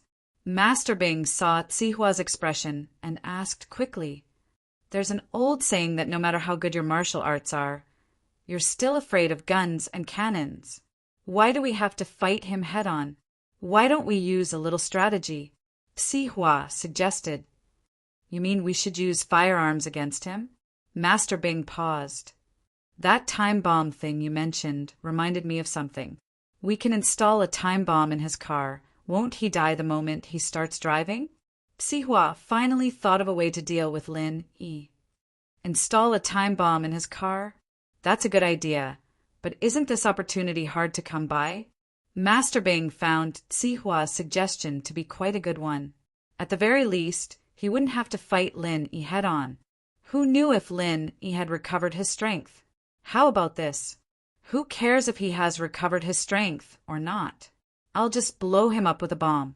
Let's see if he can still be so arrogant then. I have an idea, Sihua pondered and said, but we might need to spend some money. Spending money doesn't matter. As long as we can kill Lin Yi. What's the point of spending money? Once Lin Yi is dead, we'll be able to earn back the money we spend now. Qibing waved his hand nonchalantly. That'll be easy, Sihua said. When the time comes, we can do this and this. Sihua told him his plan. After listening, Master Bing pondered for a while and nodded. All right, let's do that. Get someone to arrange this immediately. The faster the better. I don't want Lin Yi to live in this world for even a second longer. Don't worry, Master Bing. Leave this to me. I have my ways. Sihua nodded. After Lin Yi and the others finished their meal, Fatty Lai wanted to pay the bill, but found out that CEO Wu had already done so. Fatty Lai didn't reject it anymore. He knew that this was Lin Yi's capability, so he promised to treat him next time. He didn't want to disturb Lin Yi anymore, so he took a taxi and left. Lin Yi drove Mrs. Tang back to the hospital. Mrs. Tang had just bought a house, so naturally, she needed to discuss the layout with Tang Juqing. Lin Yi and Tang Yin, on the other hand, went back to school. Thank you for today, Tang Yin said to Lin Yi when she got off the car. There's no need to thank me.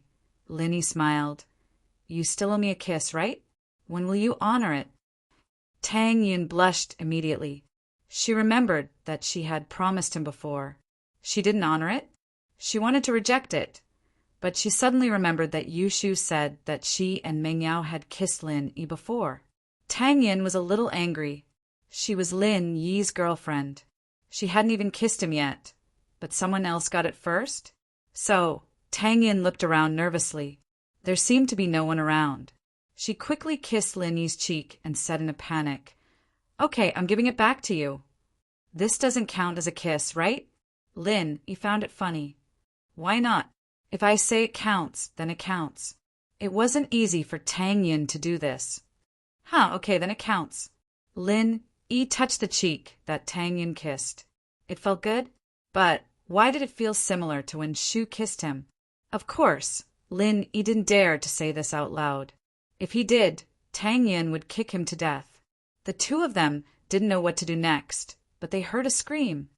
Wow, I was wondering why you two were skipping class. So, you were hiding here and kissing? Lu Xinwen ran over while panting. She saw Lin Yi's car from afar. She called out to Lin Yi, but he didn't hear her. So, Lu Xinwen chased after him all the way to the food street behind the school. Then, she saw Tang Yin kissing Lin Yi. So, Lu Xinwen quickly ran over as if she saw the big news. Xinwen, what are you talking about? We didn't kiss. Tang Yin obviously wouldn't admit what she did. Even Lu Xinwen wouldn't admit it. Otherwise, if Lu Xinwen knew, everyone would know. Did I see it wrong? I clearly saw you kissing Lin Yi.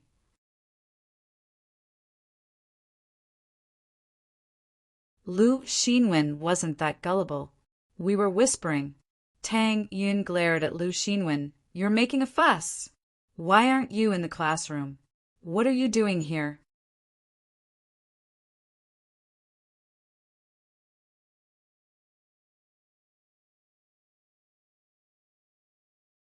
Chapter 742. Group photo. Oh, we went to buy a house this morning, Tang Yin said. Her heart was filled with sweetness when she talked about buying a house. In the past, she didn't even know if she could survive if something like this happened to her family, not to mention buying a house. Now, her family was probably the one with the best situation in the slums. While everyone was waiting for their houses to be demolished, her family was already living in a building. Lu Xinwen was envious. Yin, you're so lucky. We're waiting for our houses to be demolished, and we don't know when we'll get the compensation. The developer doesn't know how much and how much the compensation will be. It's making everyone anxious all day long. Isn't it because of my father's broken leg? Tang Yin sighed. She didn't know if it was because of her father's broken leg or because she met Lin Yi. Tang Yin saw the drastic changes in her family and remembered it in her heart. It was all Lin Yi's credit, so Tang Yin would sometimes treat Lin Yi with gratitude. If someone pays me 3 million, I'd rather have both my legs broken. Xinwen was a little envious of Tang Yin. Although her words were a little harsh, it was the truth. The residents of Shantytown were basically the toiling masses at the bottom of society, who would live here if they were rich. They were either laid-off workers or jobless groups. Everyone relied on small businesses and hard labor to maintain their family's food and clothing. Just like Lu Xinwen's parents, they were also working for others. Their monthly income was just enough to maintain their family's livelihood. The entire family had almost no savings at all, not to mention buying a house. Even renting a house, after losing, it would be difficult to make ends meet. I hope that the developer has some conscience and can compensate us a sum of money. Then we can ask Lin Yi to help us buy a special price house in a bad location. Tang Yin looked at Lin Yi. She didn't care about other people, but Lu Xinwen and Fun were her childhood friends. She couldn't just watch them go down the drain and not do anything about it. But Tang Yin didn't want to make things difficult for Lin Yi. She only asked Lin Yi to help them buy a special price house with a slightly worse location. It would be sold at a special price. Lin Yi should be able to get it with his connections, right? Of course, no problem. Lin Yi and Lu Xinwen were familiar with each other. A house with a slightly worse location should be much cheaper. Thank you so much. Lu Xinwen heard Lin Yi's words and felt touched. She felt that Lin Yi was a righteous person. Tang Yin's heart was not in vain. If it was Kong Mingming, he wouldn't have done this. As for the layout and location, Lu Xinwen didn't really care. No matter how bad it was still a building. It was better than the slums, right? The three returned to school together. Lin Yi and Tang Yin parted at the door of Class 9. Lin Yi entered his own class. There weren't many people in the classroom. Clearly, there weren't many people coming to school today. It was lunch break, so there were even fewer people. The Miss and Yushu were both there. They were reading in their seats. Seeing Lin Yi enter, the Miss raised her head and looked at Lin Yi before returning her gaze back to her book. Yushu wanted to call Lin Yi, but she was afraid that Meng Yao wouldn't want it. She opened her mouth, but closed it again and continued reading. Lin Yi shook his head and went back to his seat. Kong Xiaobo wasn't here. The kid probably went to accompany Fun today. Lin Yi sat in his seat and had nothing to do. Yao Yao, Shield Bro is back. Should we ask him to take a photo with us? Yushu took out the digital camera from her bag. The 12th year of high school was about to end. Since there weren't any classes today, Meng Yao and Yushu brought their camera and took some photos in the school. They wanted to record the last part of their high school life. Why? Meng Yao was a little tempted, but she asked back. Shield Bro is leaving after graduation. Yushu's voice was a little disappointed. Yao Yao, you're right. Shield Bro can't stay with us forever. We'll part ways one day. Yushu's words made Meng Yao's heart tighten. Lin Yi was leaving? Yeah, he had to leave eventually. What reason did he have to stay after high school was over? In his father's company, the people who were hostile to him were all chased away by Lin Yi. His troublesome pursuers, Zhong Pingliang and Jiang Wen, were all hospitalized with their kidneys cut out.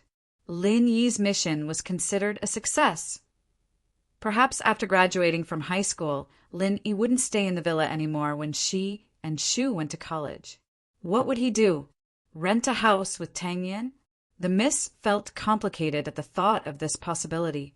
She was supposed to live with Shu and her, but now he was living with Tang Yin. Should she give up her happiness? But what could she do if she didn't? Lin Yi wasn't anyone to her. What right did he have to stay by her side? Just because of the 30,000 yuan? Meng Yao found it funny. Lin Yi didn't even care about 3 million. What was 30,000 to him? Then let's keep it as a souvenir. Meng Yao sighed. Text him. Yushu took out her phone and quickly sent a message to Lin Yi. Lin Yi was bored when his phone vibrated. It was a message from Yushu. Go to the field and take a photo for me and Yao Yao. Lin Yi paused. The miss had never exposed their relationship in school before. So what was up with her today? Was it Shu's idea? Leonie didn't reply. He stood up and walked out of the classroom. He believed that Yushu would understand what he meant. As expected, not long after Lin Yi walked out, the miss and Yushu followed him out. In the hallway, Yushu called out to Lin Yi. "Shield bro." Meng Yao hesitated. She wanted to say something, but after thinking about it, a lot of people knew about her relationship with Lin Yi. What was there to care about? Besides, she had already announced to Tang Yin that she was going to fight for Lin Yi. Now that she was hiding it, it was as if she was afraid of her. With that thought, the miss changed her attitude towards Lin Yi. She raised her head and pulled Yushu. "Shu, let's take a photo in the hallway. We can get our class sign here."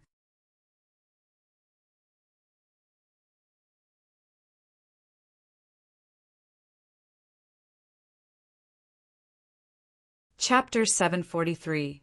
"You'll take pictures for us, Lin." He took the camera and nodded. The classrooms of 12th Class 5 and 12th Class 9 weren't too far away from each other. Yushu's shield bro was a little out of place, and Tang Yin was sitting by the window in the hallway. The windows were always open in the summer, so she heard it as well. She was very sensitive to Yushu's unique way of addressing Lin Yi. She raised her head and saw Lin Yi taking pictures of Meng Yao and Yushu. Tang Yin frowned. She couldn't figure out whether or not Meng Yao and Yushu liked Lin Yi or not. Or did one of them like Lin Yi or not? Or maybe they didn't like him. Xinwen heard Yushu's voice as well. She popped her head out of the classroom and saw Lin Yi taking pictures of Meng Yao and Yushu.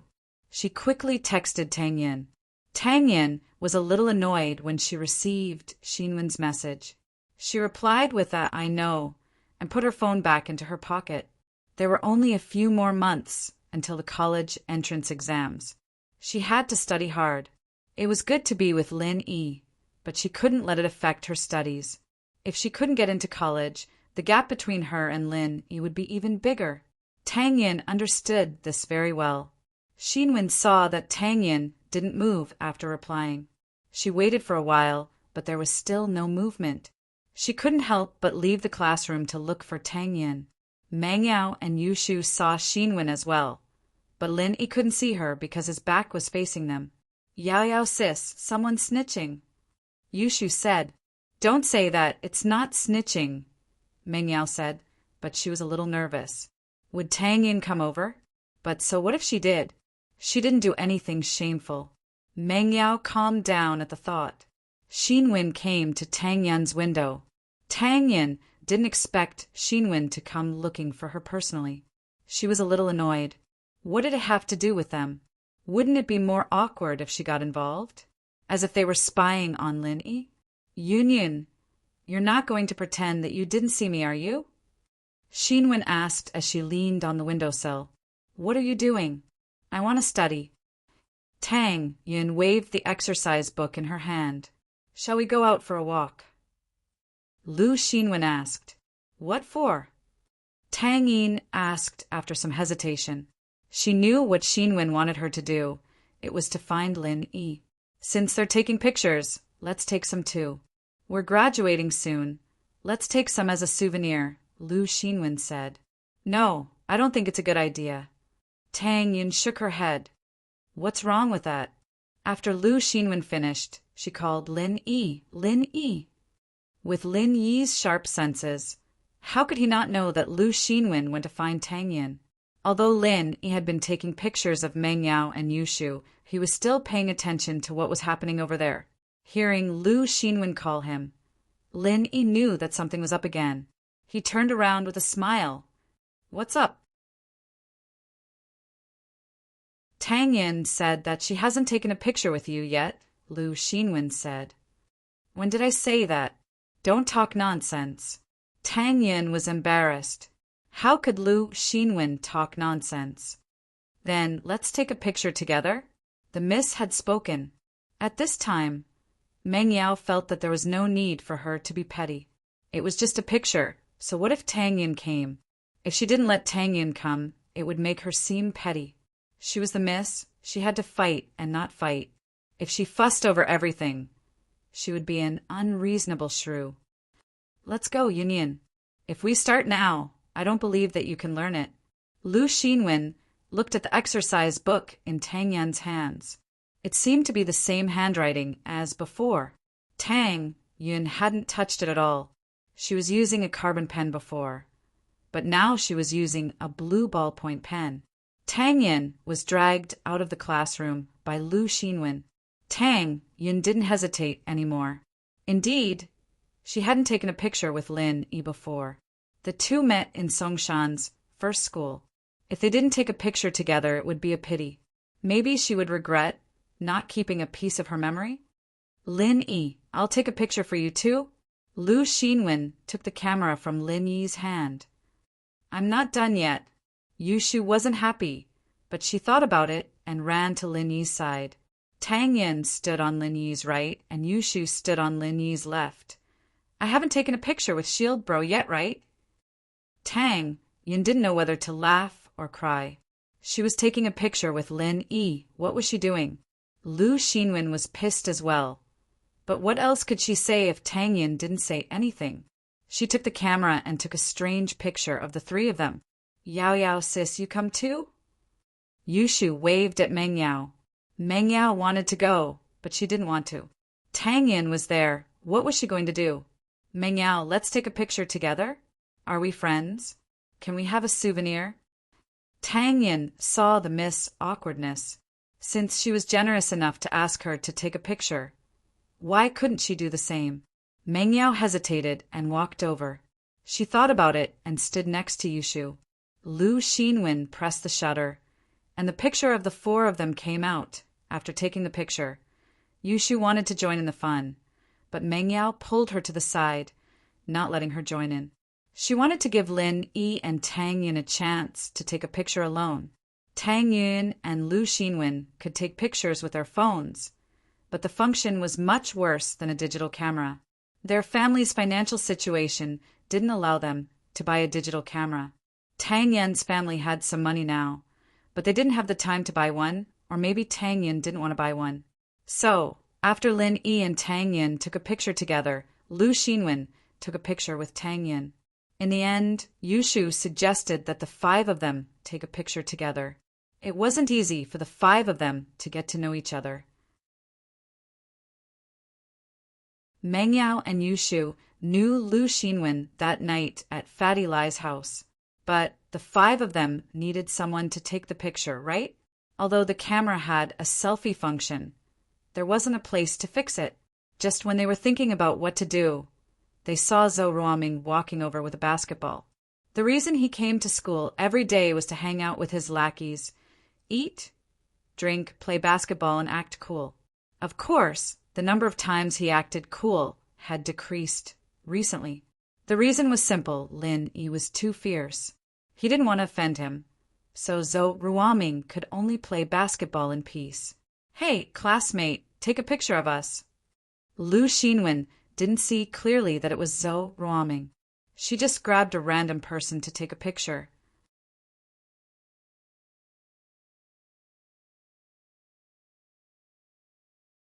Chapter 744. The rise of House Zhanghe had just started to behave himself in school, and now someone was asking him to take a picture? Ruoming was about to open his mouth to curse when he raised his head to see Lin Yi and Tang Yin beside Xinwen, as well as the Miss and Yushu on the other side. He shut his mouth with a ga, thankful that he'd opened his mouth a little slower. Otherwise, he'd be in trouble. Other than Xinwen, he couldn't afford to offend any of these people. Fuck, he was so unlucky running into so many people after playing basketball. But on the surface, Zhou Ruoming put on a flattering smile. Isn't this boss Lin Yi and sis-in-law Tang Yin? Long time no see, looking for a photographer? I'm a professional. I've been to many private photo gatherings. Private photo? What's that? Tang Yin paused, not knowing what Zhou Ruoming was talking about. Huh. Zhou Ruoming realized that he had said something wrong and felt a little awkward. It's a private photo. Oh, Yao sis, is it a photo of a female celebrity in a dating show not wearing any clothes? Yushu asked. Does he want to take nude photos of us? Ugh, no, that's not what I meant. Zhou Ruoming jumped. Taking nude photos of the women beside Lin Yi? Wasn't he looking to die? What I meant was, I'm very good at taking photos. Oh, go ahead then. Yushu didn't say anything else to Zhou Ruoming and stood beside Lin Yi, waving at Meng Yao. Yao sis, you stand on Shield Bro's right. Meng Yao didn't bother with Yushu, standing beside her instead. Tang Yin was still standing next to Lin Yi, and Xinwen was beside her. Zhou Ruoming took a group photo with the 5 of them and ran away with his tail between his legs. Who knew if Yushu would come after him? In the afternoon, most of the students came back. Pengzhan Industries' press conference was over, and all the parents and students knew what had happened. It was a black-hearted businessman who wanted to ruin the school's reputation and poison the cafeteria. As a result, the school had nothing to do with this incident. The police had already arrested the suspect, and the parents let their children go back to school. The homeroom teacher, Miss Liu, came back with a mission. She was one of the few people in the school who knew the inside story. Pin Liang was the culprit, but he was also the victim. It was because of losing a kidney that his mind was twisted. He was laughed at by his classmates, and that was why he went to such extremes. To put it bluntly, he lacked love, warmth, and care. As a result, Miss Liu organized a group of students to visit Pin Liang at the hospital. In fact, other than Yushu and Lin Yi, who liked to laugh at Pin Liang, the others had more or less received benefits from him, especially when Pin Liang invited them to the beach a while ago. Who would laugh at him? However, it was normal for them to look at him strangely. After all, everyone was curious. They wanted to know what was the difference between a person without a kidney and a normal person. Therefore, before this visit, Teacher Liu held a short class meeting for the whole class. Everyone, our classmate Zhong Pingliang has found a suitable kidney and just had a kidney transplant. He's now in the hospital. As a group, we should pay him a visit. After all, he's a member of our 3rd grade class 5. Miss Liu said, this activity is voluntary. If you want to go to the hospital, get ready and wait at the school gate. The school's bus is already parked there. If you don't want to go, you can study in the classroom. The bus came from the press conference, so they didn't have to wait. They got on the bus and went to the hospital. They were in their 3rd year of high school, so they didn't have much time to interact with each other.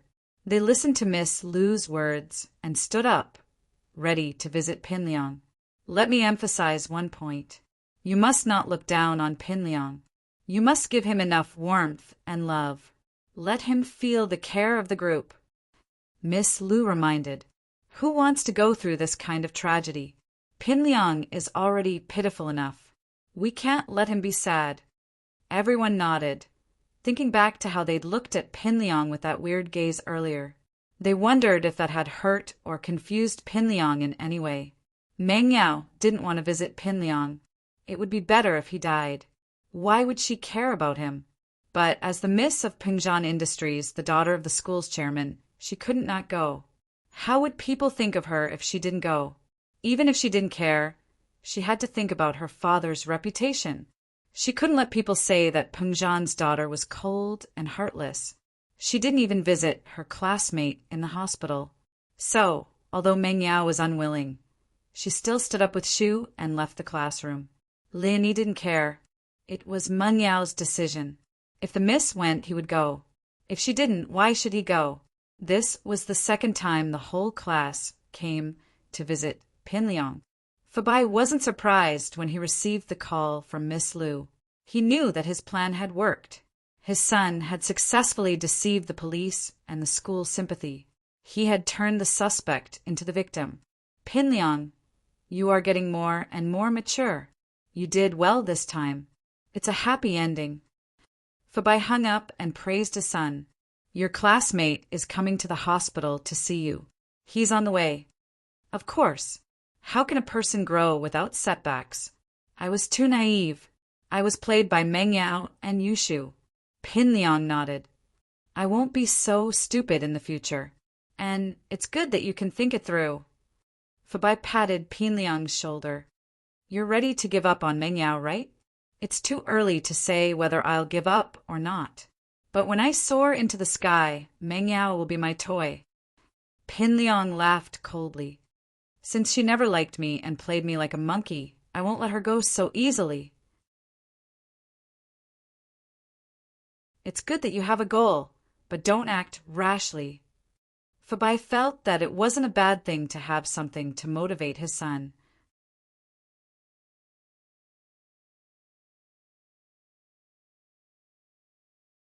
Chapter 745. Whose kidney? Of course.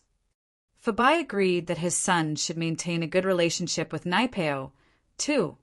Heibao Bro was able to forcefully raise his strength to Golden Class early phase, and Naipeo should be able to do the same after going through systematic training. He might even be the future hope of House Zhong.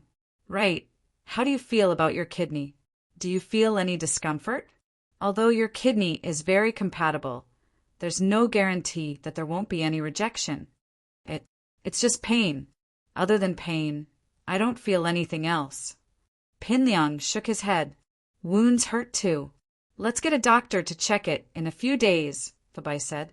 Fabai said, Jiang Wen's kidney trafficking company has been destroyed. I wonder how Lin Yi is doing. Who knows? I hope he's dead. Pin Liang really wanted Lin Yi to die. Fabai nodded. He had been staying with Pin Liang in the hospital for the past 2 days. He didn't go to Master Bing's place, so he didn't know how Lin Yi was doing. Intermittent footsteps could be heard from the corridor outside the ward. Pin Liang's classmates were here to see him. Zhong Fabai and Zhong Pingliang stopped their discussion as well. As expected, a knock came from outside the ward. Fabai stood up to open the door. Mr. Liu, thank you for bringing the whole class to visit Pin Liang. Thank you so much. It's Pin Liang's fortune to have good teachers and classmates like you. Fabai said gratefully as he knocked on the door, but before he could finish his sentence, his eyes landed on Lin Yi, who was standing beside Meng Yao. Fabai's eyes widened as if he had seen a ghost. Hey, you Lin Yi? Uncle Zhong, you were looking for me? Lin Yi shrugged at Fabai. Naturally, he knew why he was surprised. From Fabai's perspective, he should be lying in the hospital like his son. It would be weird if Fabai didn't have this expression when he appeared here. You, why are you here? Fabai lost his composure. He was a man of authority, but he still lost his composure. This was related to his son's kidney. Wasn't his son's kidney Lin Yi's? Whose did it belong to? Was Lin Yi's kidney removed or not? Oh, I was injured a few days ago, but I'm fine now.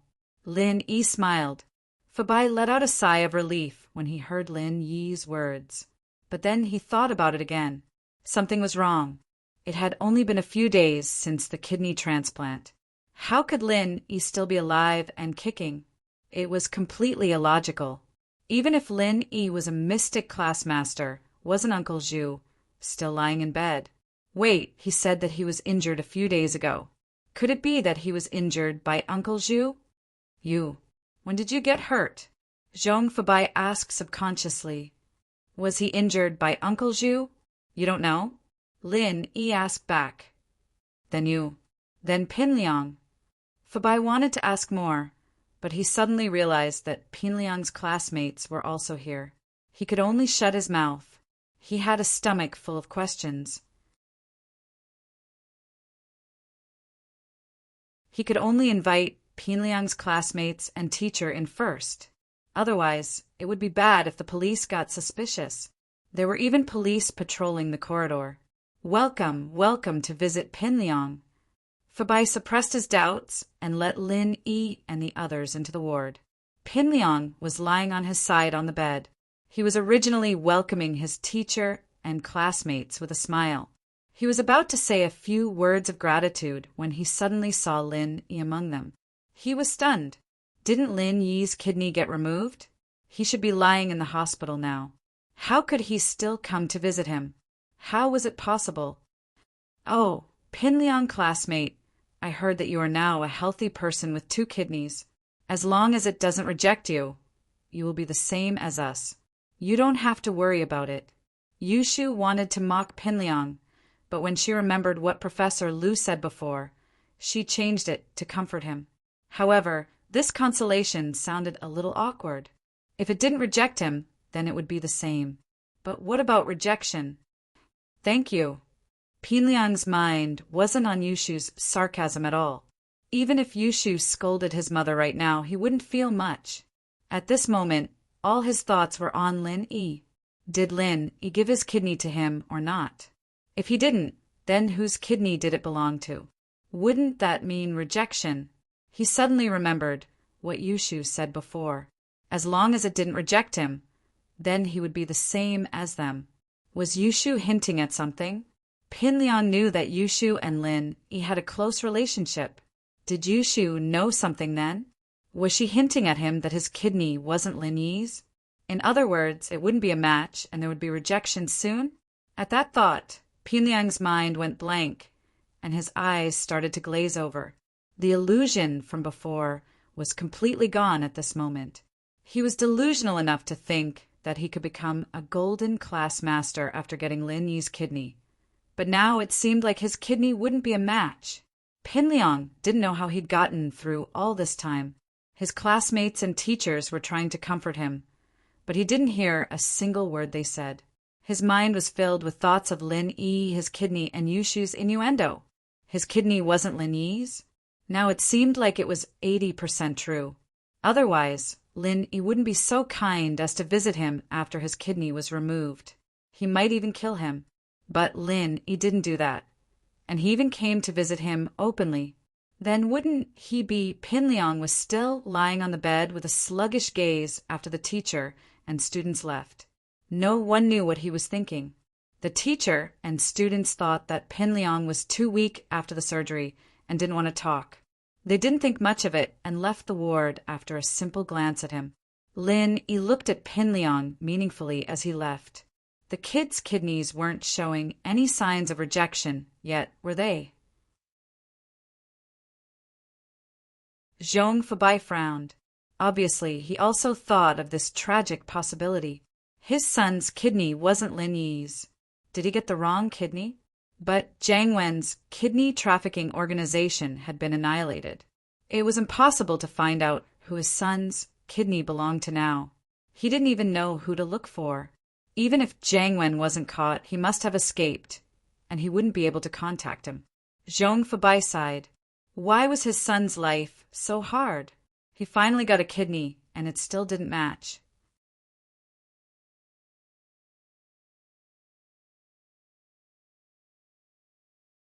Chapter 746. The couple, Pin Liang, don't panic. I'll go find the doctor now and ask them to do a full-body checkup for you. Zhong Pingliang had completely lost his composure, and Fabai naturally couldn't do the same. Otherwise, Zhong Pingliang would be even more anxious. Although he was panicking, he could only force himself to calm down. Maybe Jiang Wen and the others mistook that person for Lin Yi. They can't just grab a random person and exchange their kidney with you, can they? A kidney is worth a lot of money. They wouldn't do something so strenuous and unrewarding. Pin Liang calmed down a little after hearing his father's words. Indeed, Jiang Wen wouldn't do something so strenuous and unrewarding. It was better to exchange a compatible kidney than to exchange it for a random kidney. Kidneys could be sold for a lot of money. Exchanging a kidney was worth money too. Why would he do that? The only possibility was that Jiang Wen caught someone who looked similar to Lin Yi and mistook that person for Lin, so he exchanged his kidney with him. Okay, then let's do a checkup first. Pin Liang nodded. Fabai didn't dare to delay and went to find the doctor immediately. Pin Liang's kidney transplant wasn't done by Songshan's first hospital, so they didn't have the relevant data. They wouldn't follow up on Pin Liang's treatment and only did some routine post-surgery treatment. Fabai was afraid that Pin Liang's kidney would attract the attention of the police, so he didn't ask the doctor to follow up on Pin Liang's treatment. He trusted Jiang Wen a lot. If Jiang Wen said that the kidney was a perfect match. Then there shouldn't be any problem. Fabai wanted to wait for Pinliang's body to recover a bit before giving him a full body checkup, but he couldn't care so much right now. Fabai found Pinliang and pushed him out of the room for a full body checkup at the same time. In another room in the hospital, as expected, Lu Bujia woke up in the afternoon, just as Lin Yi predicted. Even the doctors were amazed after seeing him. How was it possible for a person to wake up with a ventilator to sustain his life? His body's indicators had improved significantly. Other than some injuries, there were no other problems? Was this a miracle in the history of medicine? Lingshan, however, didn't mention the treatment process. She only told the hospital that they'd invited a specialist to treat him and that the details were confidential. The hospital couldn't do anything about it. If the police said it was confidential, then it was confidential. They could only cooperate with the police and arrange for Lu Bujia's follow-up treatment. This time, Lu Bujia wasn't as stubborn as before. Perhaps he knew that he didn't die, but he didn't know if he would have good fortune in the future. Everything depended on his choice. Lu Bujia didn't expect that the psychopathic murderer would be able to find him after he entered the hospital.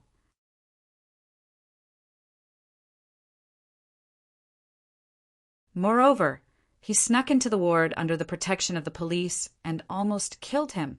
If he didn't die this time, it was hard to say whether he would die the next time. Lu Bujia knew how ruthless those people were. Although this psychopathic murderer didn't say anything, he was definitely sent by those people to silence him. There was no doubt about it. Since he was going to die either way, Lu Bujia might as well cooperate with the police. He knew that as long as he was alive, those people wouldn't let him go. He might as well sentence him to prison. It was safer. Lu Bujia's condition stabilized.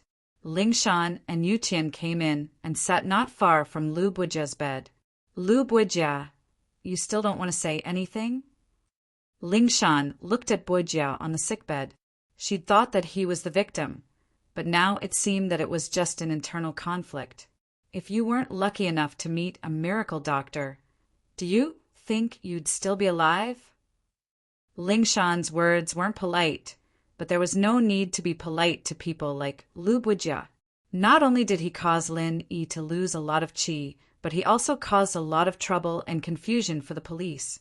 After Lu Bujia woke up, he heard from the doctor about the time he was unconscious and the situation. He was completely relying on the ventilator to maintain his life. Once the ventilator was removed, he would die. All in all, the hospital couldn't do anything about his injury. The police invited an expert from somewhere to treat Lu Bujia, and that was how Lu Bujia was able to get out of danger. You guys, how much do you know? Lu Bujia asked with a bit of hope in his heart. He didn't know how much the police knew, so he could choose what he wanted to say. The tomb raiding organization, codenamed Couple, has been arrested. Chun Yutian didn't say that the two leaders of the couple were killed. Instead, he said that they were caught. This was to give Lu Bujia psychological pressure that the police had found evidence of his crimes. According to their confession, you are also one of the tomb robbers, and you are also involved in their next plan. This time, your family was killed because of the other tomb robbers, right? Lu Bujia didn't know that Chun Yutian was right. Yutian didn't say it in detail, but he basically said the truth. But the more he said it, the more Lu Bujia thought that the police already knew most of the situation. After all, the couple was arrested, and the police would be able to find out everything about him. Couple thief? What do they do? Tomb raiding? What does that have to do with me? Lu Bujia tried to ask. He didn't believe that the couple would give him up as soon as they were arrested. This didn't make sense. He didn't have any conflict of interest with them. There were rules in the tomb raiding business. If you went in and bit people, then you might attract revenge from your peers. Even if you went in, you still have family, right? If they couldn't get revenge on you, they would get revenge on your family. Therefore, after many grave robbers were caught, they would only confess to their own problems. As for the other grave robber organizations and their sales channels, they would not say much. Otherwise, their families outside might very well incur the wrath of others. Haha, you're thinking that it's unrealistic for the couple to only give you up, right? Ling Shan had been a police officer for many years, and she knew how to read people's expressions. She knew what Lu Buijia was thinking just by looking at his expression.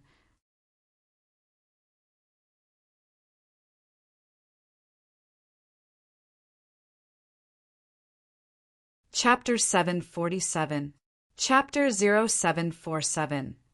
Seeing Lin Yi believed that even if the couple mentioned him, they wouldn't say too much. They couldn't even explain their own crimes. So why would they mention him? In fact, the couple didn't mention anyone else, but we found a work handbook from them. There are some clues in it. Chen Yuqian smiled and passed a copy to Lu Buijia. Lu Buijia's face changed when he saw the copy of the notes Chen Yuqian handed over.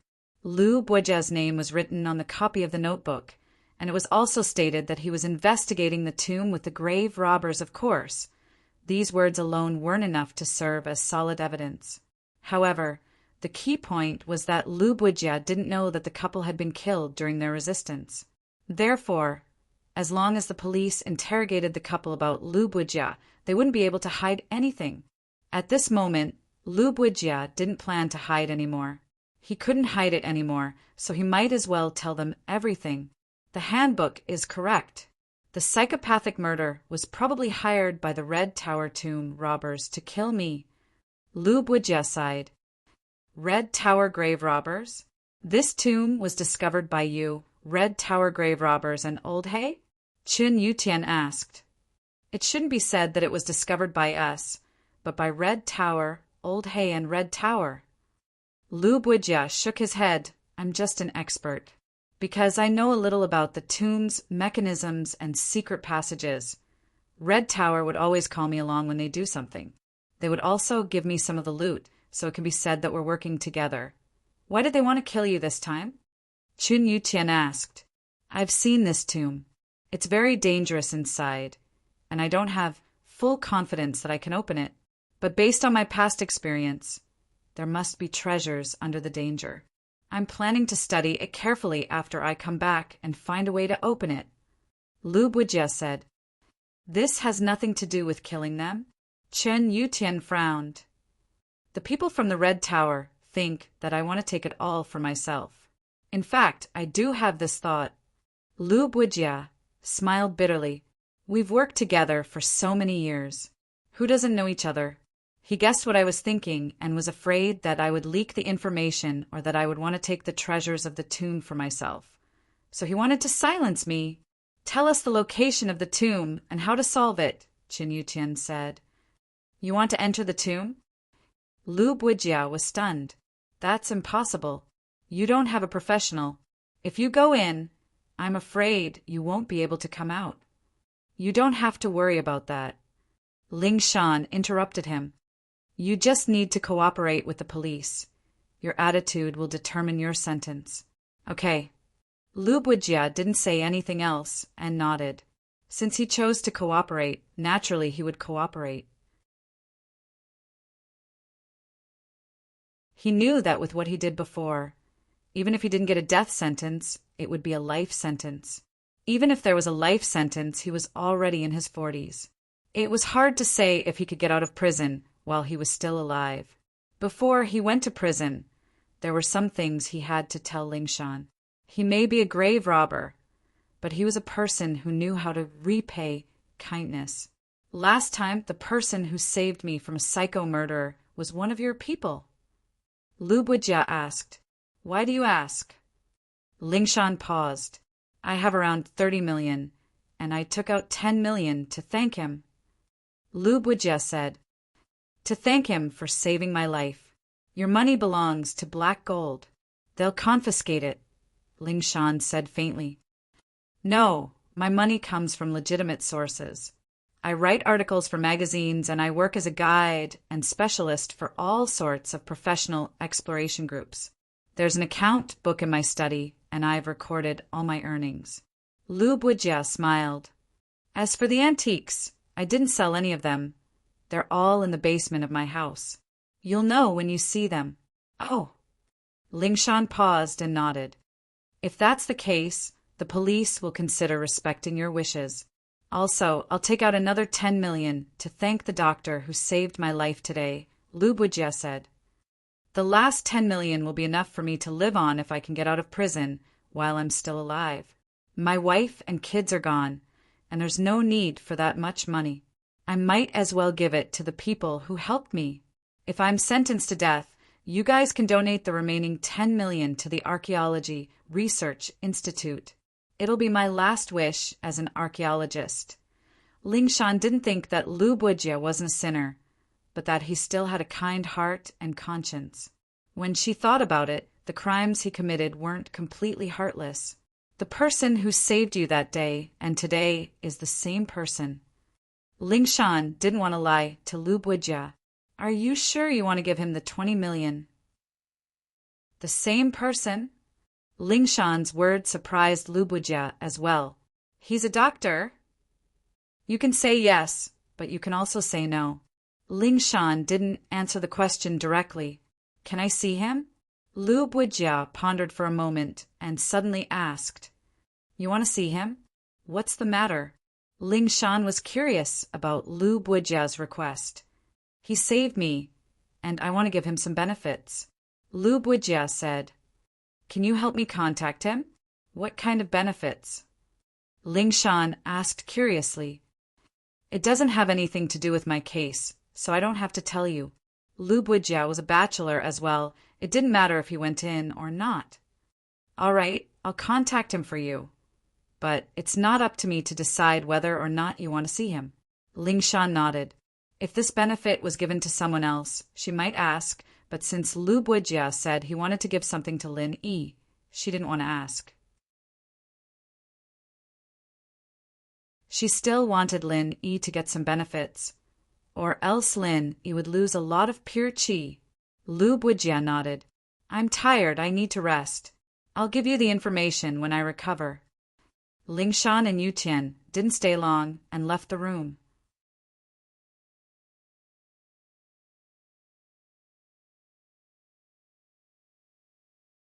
Chapter 748.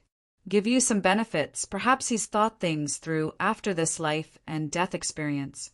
Yutian said, People who've been through life and death are always different. Maybe. Lingshan nodded as she dialed Lin Yi's number.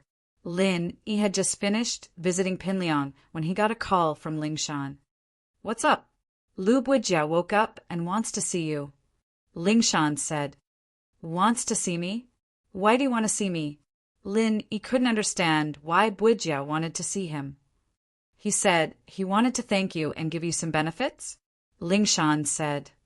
He said he wanted to give you 20 million as a reward, but I told him you're a doctor, so he wants to see you and give you some benefits. Oh. Lin Yi was a little puzzled. What kind of benefits would Bujia give him? But since it was something good, Lin Yi had no reason to reject it. He'd saved him twice, and he didn't get anything in return. Is he still in the hospital? Yes, he's in the same room.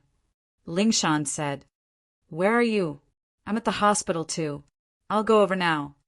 Lin Yi said and hung up. After that, Lin Yi sent the Miss and Yushu a message, telling them that he had other things to do in the hospital and wouldn't be going back to school with the car. Yao Yao, why is Shield Bro so busy every day? Yushu felt that Lin Yi was busy every day, busy with all sorts of things. I'm not sure. Maybe he's not a follower at all, and it was just a coincidence that he appeared in the villa. Meng Yao realized that she didn't understand Lin Yi at all. From a migrant worker to a mysterious master. Oh, then will he really leave in the future? Yushu was a little disappointed. Probably. We're all grown up now, and we need to learn how to protect ourselves. We shouldn't always trouble other people. Meng Yao looked out the window at the direction Lin Yi disappeared in, a little sad. But I don't want to grow up, Yao Yao. Yushu shook her head. You have to think about it, even if you don't want to. You're not young anymore. Meng Yao pinched Yushu's cheeks. See, you won't cry even if I pinch you, so you're not a kid anymore. Whoa, I'm crying. Yushu started crying. Oh. Meng Yao ignored her and turned away, deep in thought. Lin Yi saw Ling Shan and Yu Tian outside Bujia's room. Lin Yi. Ling Shan walked over to Lin Yi. You're here? Lu Bujia said he wanted to rest for a while. I'll go check on him. No need, I'll just go in. Lin Yi shook his head. Rest? Lu Bujia had rested for so many days, so he must be very energetic now. Ling Shan didn't say anything after hearing what Lin Yi said. Since Lin Yi did this, he must have his reasons. Lin Yi pushed the door open and entered Bujia's room. As expected, Bujia wasn't resting. Instead, he was scribbling something on a piece of paper. He froze when he saw Lin Yi. Who are you? You're looking for me? Lin Yi didn't answer Bujia's question. You're the person who saved me twice? Bujia wasn't stupid. He immediately guessed Lin Yi's identity. Lin Yi nodded. That's me. I'm a person who knows how to repay favors. Lu Bujia nodded, not suspecting Lin Yi's identity. Although Lin Yi looked a little too young, Lu Bujia had always relied on his skills to make a living. He knew that age doesn't determine one's ambition. Since Lin Yi was able to appear here, it meant that he had the police's permission. Who else could it be if not the person who saved him? I don't like to save people for free, Lin Yi shrugged. If it wasn't for Ling Shan, I wouldn't have come to save you. Nice. Bujia smiled. That's good. I like it. What do you want to give me? 20 million? Lin Yi looked at Bujia and asked faintly. You probably won't be interested in that. With your medical skills, you can earn 20 million no matter what. Bujia waved his hand. Lu Bujia waved his hand. He escaped from death this time, and the hospital couldn't do anything about it. Lin Yi cured him, and with his medical skills, Lin Yi wouldn't be short of money. Lin Yi smiled and didn't say anything. Did the police tell you who I am? Bujia asked. No, I didn't ask. Lin Yi shook his head. I'm an archaeologist, as well as a tomb raider. Bujia briefly introduced himself before continuing. According to the ancient books I've read, this tomb near Songshan might very well be the tomb of Zhang Liju, the medicine saint of the people. You're a doctor, and there might be something you need in this tomb. Oh, you want me to dig a tomb? Lin Yi blinked. Zhang Liju. Lin Yi seemed to have seen this name in one of the old man's books. The police might want to go. With your relationship with the police, you can go as well. Bujia passed a document to Lin Yi. This is the location of the tomb's mechanisms that I've deduced. It's not comprehensive, but it'll help you. Why don't you give it to the police? Lin Yi asked after taking a look. This has nothing to do with my case. I'll tell you if I want to. And I won't, Bujia smiled. Thank you. Lin Yi took the document. He didn't doubt Bujia's words because Bujia didn't look like he was talking. According to Lin Yi's observation, what he said should be true. Besides, there was no need for him to lie. We don't know each other anymore. As for the 20 million, if you want it, then take it. If you don't want it, then donate it for me. It doesn't matter where you donate it to. It's already your money. Bujia smiled and closed his eyes. Lin Yi put the documents on his body and left the room. Ling Shan and Yu Tian were waiting at the door. Ling Shan wanted to say something when she saw Lin Yi come out. I'll be leaving if there's nothing else. Lin Yi looked at Ling Shan. He knew that she wanted to ask what Bujia gave him, but Lin Yi didn't tell her. Okay. Ling Shan was curious, but she felt that she shouldn't know that much. What if Bujia gave Lin Yi something that went against her principles? Should she do something? Ling Shan felt a headache.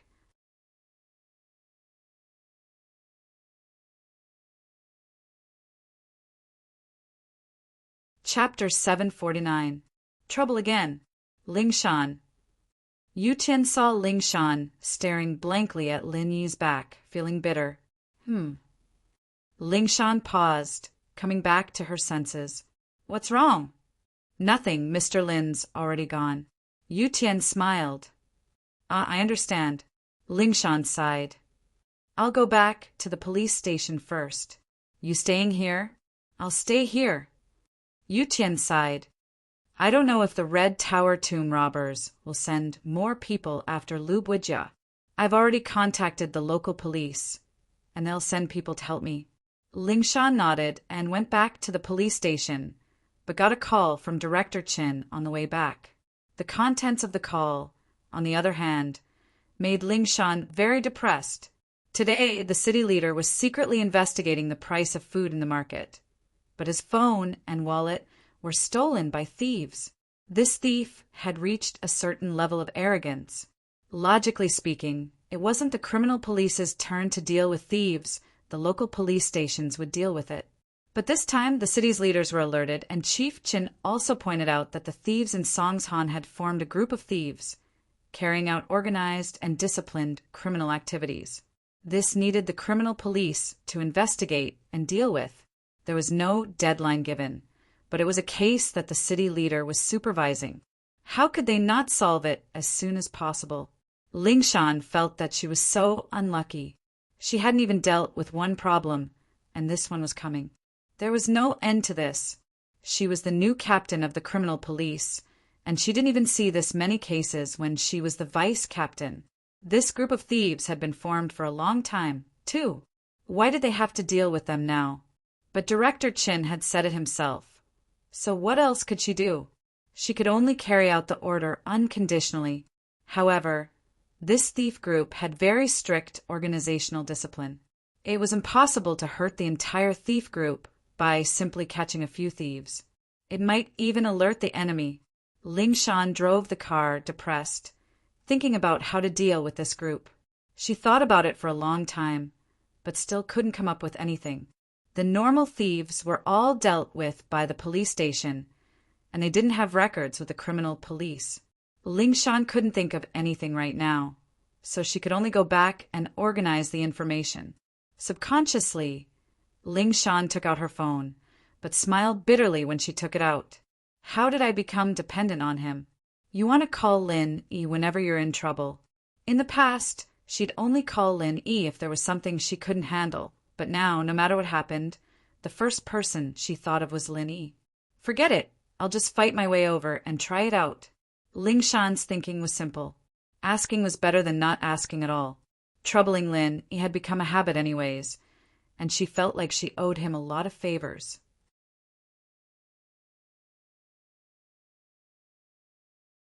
She didn't feel pressured anymore. Lin Yi got a call from Ling Shan not long after he left the hospital. What is it now? Lin Yi picked up, wondering why Ling Shan was calling him again so soon. Lin Yi, do you know anyone from the thief group? Ling Shan asked, hoping to give it a try. Thief group? No. Lin Yi said straightforwardly. It was an answer Ling Shan had expected, but she was still a little disappointed. You really don't know. Ling Shan didn't want to give up. She felt that Lin Yi was omnipotent, and whenever she asked him for help, he'd always solve the problem perfectly. No, why would I know them? Lin Yi was getting impatient. Is there something you need? Yes. You're a good person, don't get angry. Ling Shan jumped, and her voice became soft and pitiful. Then can you help Miss Silly keep an eye out for them? It's a thief group. Oh, I'll tell you when I see them. Lin Yi hung up the phone, amused. This Ling Shan really came to him for everything? Ling Shan hung up angrily.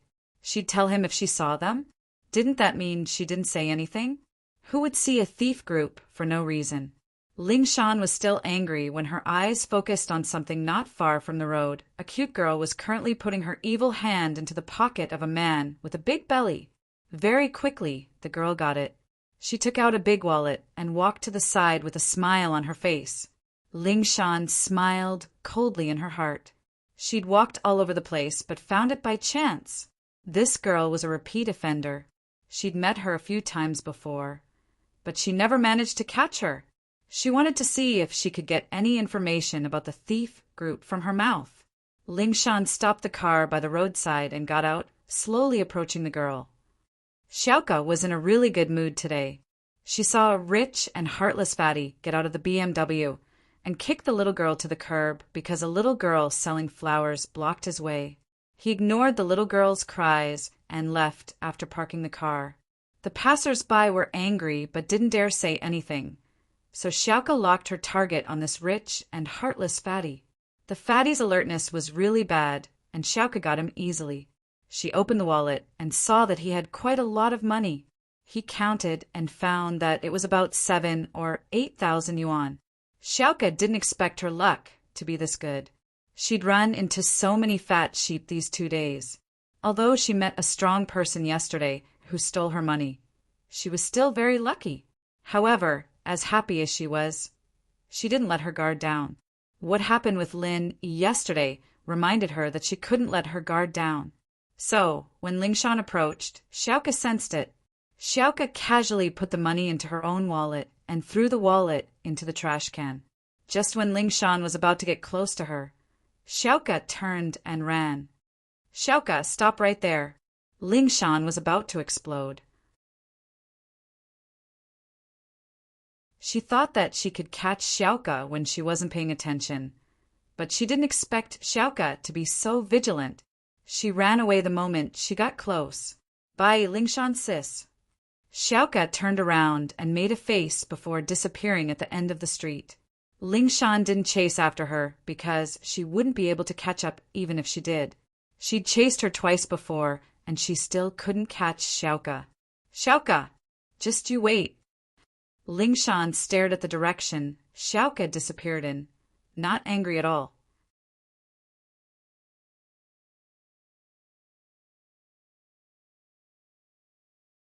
Chapter 750.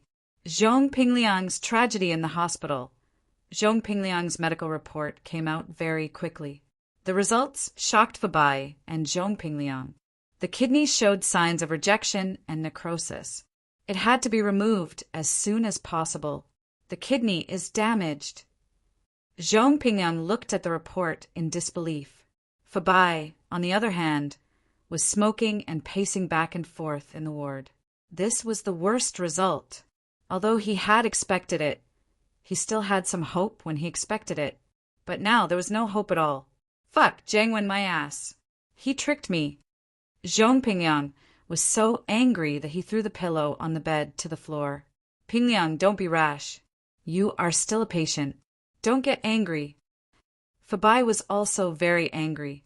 "This Jiangwen, if you didn't want to replace Pingliang's kidney, then why did you have to replace it with someone who was not a match?"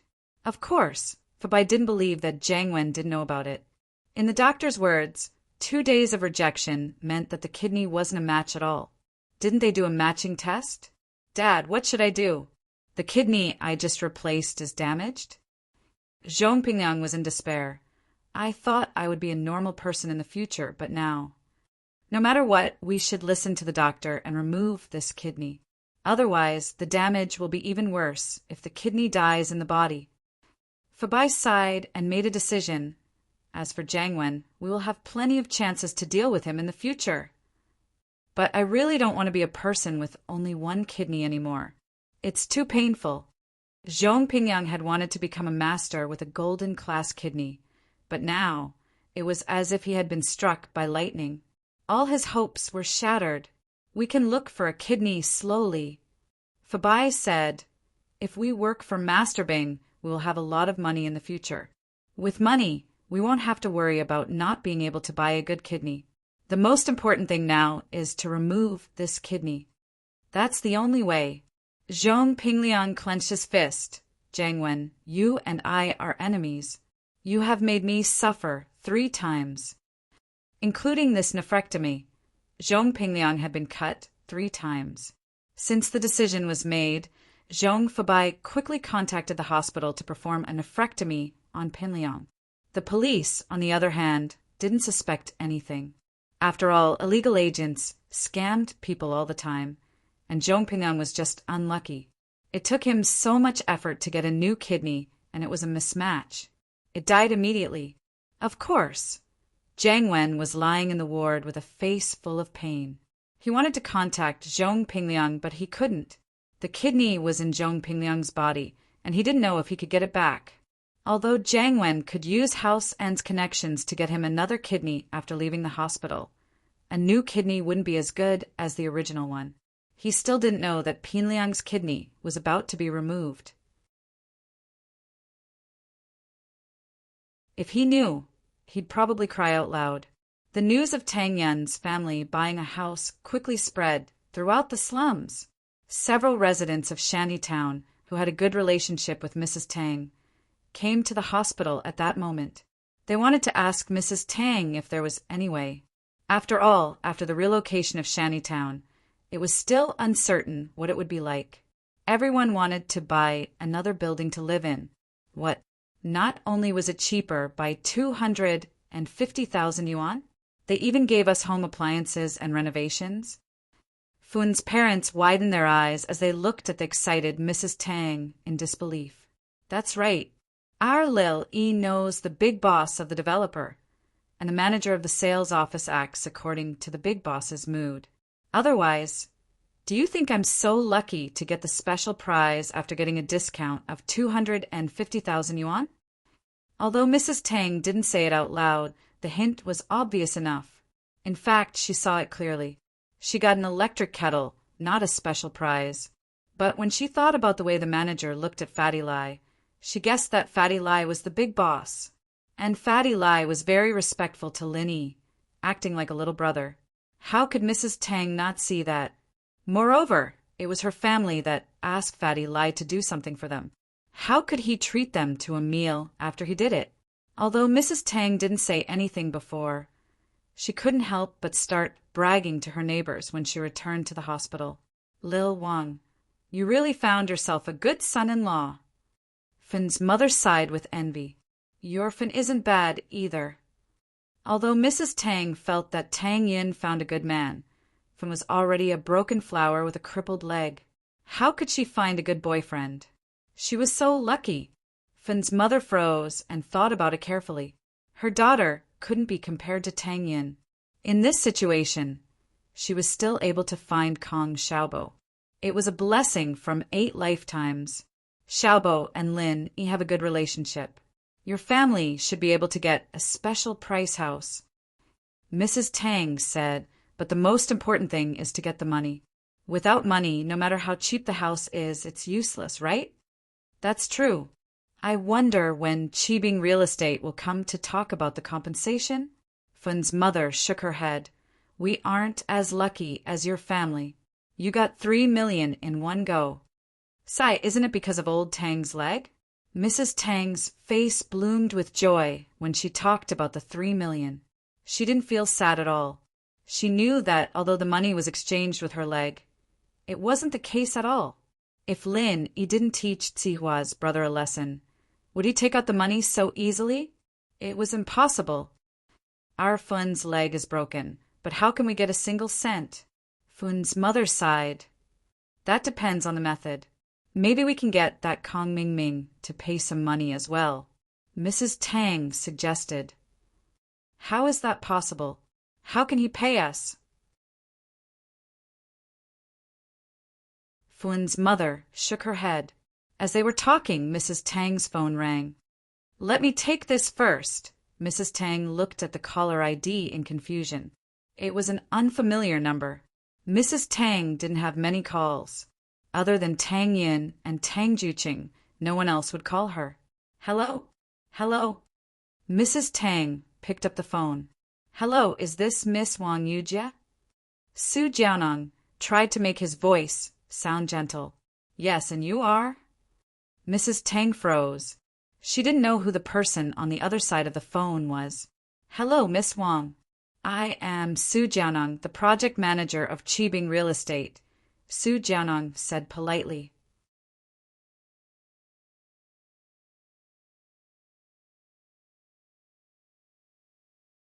Chapter 751. Compensation for demolition. Although Mrs. Tang knew how powerful Lin Yi was, she was still afraid of the people from Qibing Real Estate.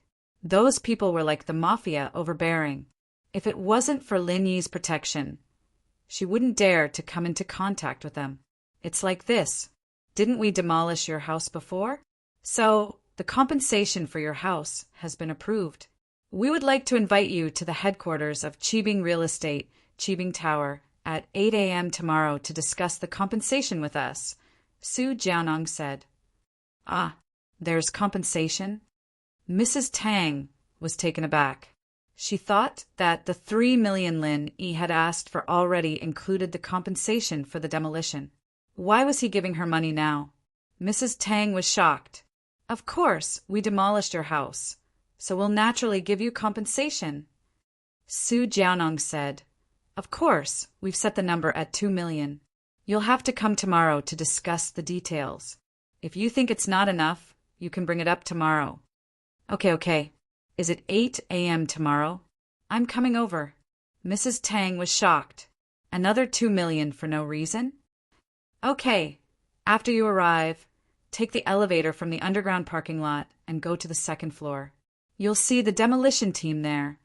Su Jianong hinted to Mrs. Tang to let Lin Yi drive her there. Okay, I'll remember it.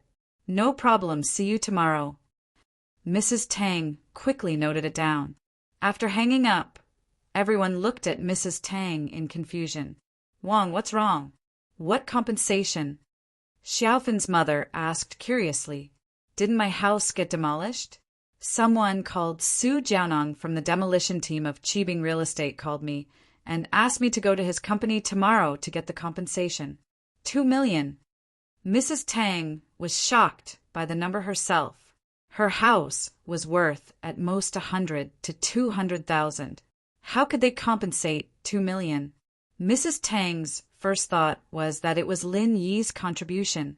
Wasn't Qibing Real Estate managed by Tsihua and Master Bing?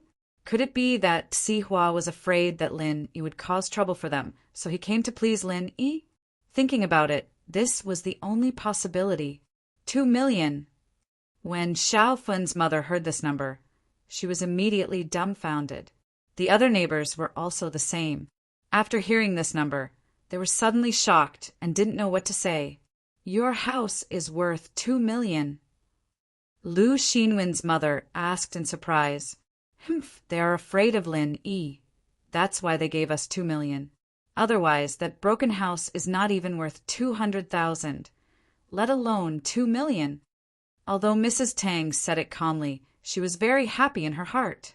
Like I said, our broken house is worth 2 million. We can even buy a villa with 2 million. Xiao Fun's mother shook her head. It's already not bad if they can give us 80 to 100,000. Don't say that. This kind of thing depends on negotiation. Mrs. Tang laughed. Xiaofen's mother and Lu Xinwen's mother sighed. Negotiation. Our family doesn't have a powerful figure like Lin Yi, so where would we go to negotiate? Will they negotiate with us? Xiaofen's mother and Lu Xinwen's mother were a little dispirited when they thought about the gap between their family and the developer. They chatted for a while and left to discuss how to deal with the developer. Previously, they thought that Tang Yan's family was very unlucky. They were the first to get their house demolished. But now, it seemed that they were the best. After the neighbors left, Mrs. Tang immediately told the good news to Tang Yan. Yin, Qibing Real Estate Company just called me. They want to compensate us 2 million for the demolition fees. Mrs. Tang just saw a huge sum of 3 million, and now there was another 2 million. She wasn't as excited as before. They want to compensate us 2 million? Really? Tang Yin didn't believe it. Didn't they just compensate us 3 million? Why do they want to compensate us 2 million today? I don't know. Maybe they are afraid of Lin Yi? They want to spend money to please Lin Yi and are afraid that Lin Yi will cause trouble for them again? Mrs. Tang guessed. Yesterday, that Li Tsihua was quite afraid of Lin Yi, right? Please? There's no need for that, right? Tang Yin heard her mother's words and became suspicious. Although he is afraid of Lin Yi didn't say anything. There's no reason for them to give us money on their own, right? This doesn't make sense, right? Doesn't make sense? How is it not reasonable? Isn't it good that they're giving us money? Mrs. Tang felt that Tang Yin was being too careful. It's not that it's not good, but why would they give us money? Mom, I think there's something wrong with this. Tang Yin felt that something was wrong. Why would Li Zihua give them money on his own initiative? When Lin Yi asked for 3 million, he was unwilling to give it to him. Why would he give it to them on his own initiative now? Won't we know tomorrow whether there's a problem or not? Mrs. Tang didn't care.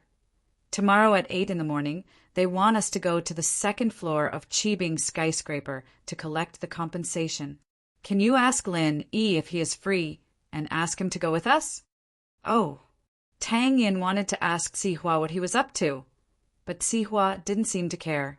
He gave them 3 million before, and now he gave them 2 million. Lin Yi received Tang Yin's call on the way to school. When he heard from Tang Yin that Qibing Real Estate wanted them to go to Qibing skyscraper to collect the compensation tomorrow, Lin Yi was stunned. The Qibing skyscraper is finished already?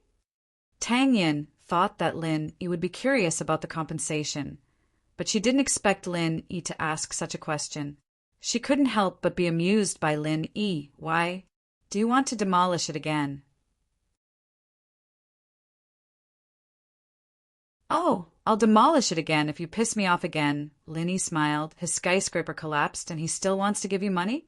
Are you retarded? I think so too. Do you think there's a problem here?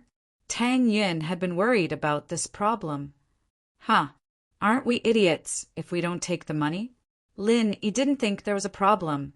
Since they are giving us money, I'll go with you tomorrow. But Tang Yin still felt that something was wrong. Even if there is a problem, what can we do? I'm here. What are you afraid of? Lin Yi was clear that even if Li Zihua and Zhao Qibing wanted to do something, what could they do? His strength had completely recovered, and it was impossible for them to make him stay and… Tang Yin heard Lin Yi's words and nodded. Yes, with Lin Yi here, what was there to worry about?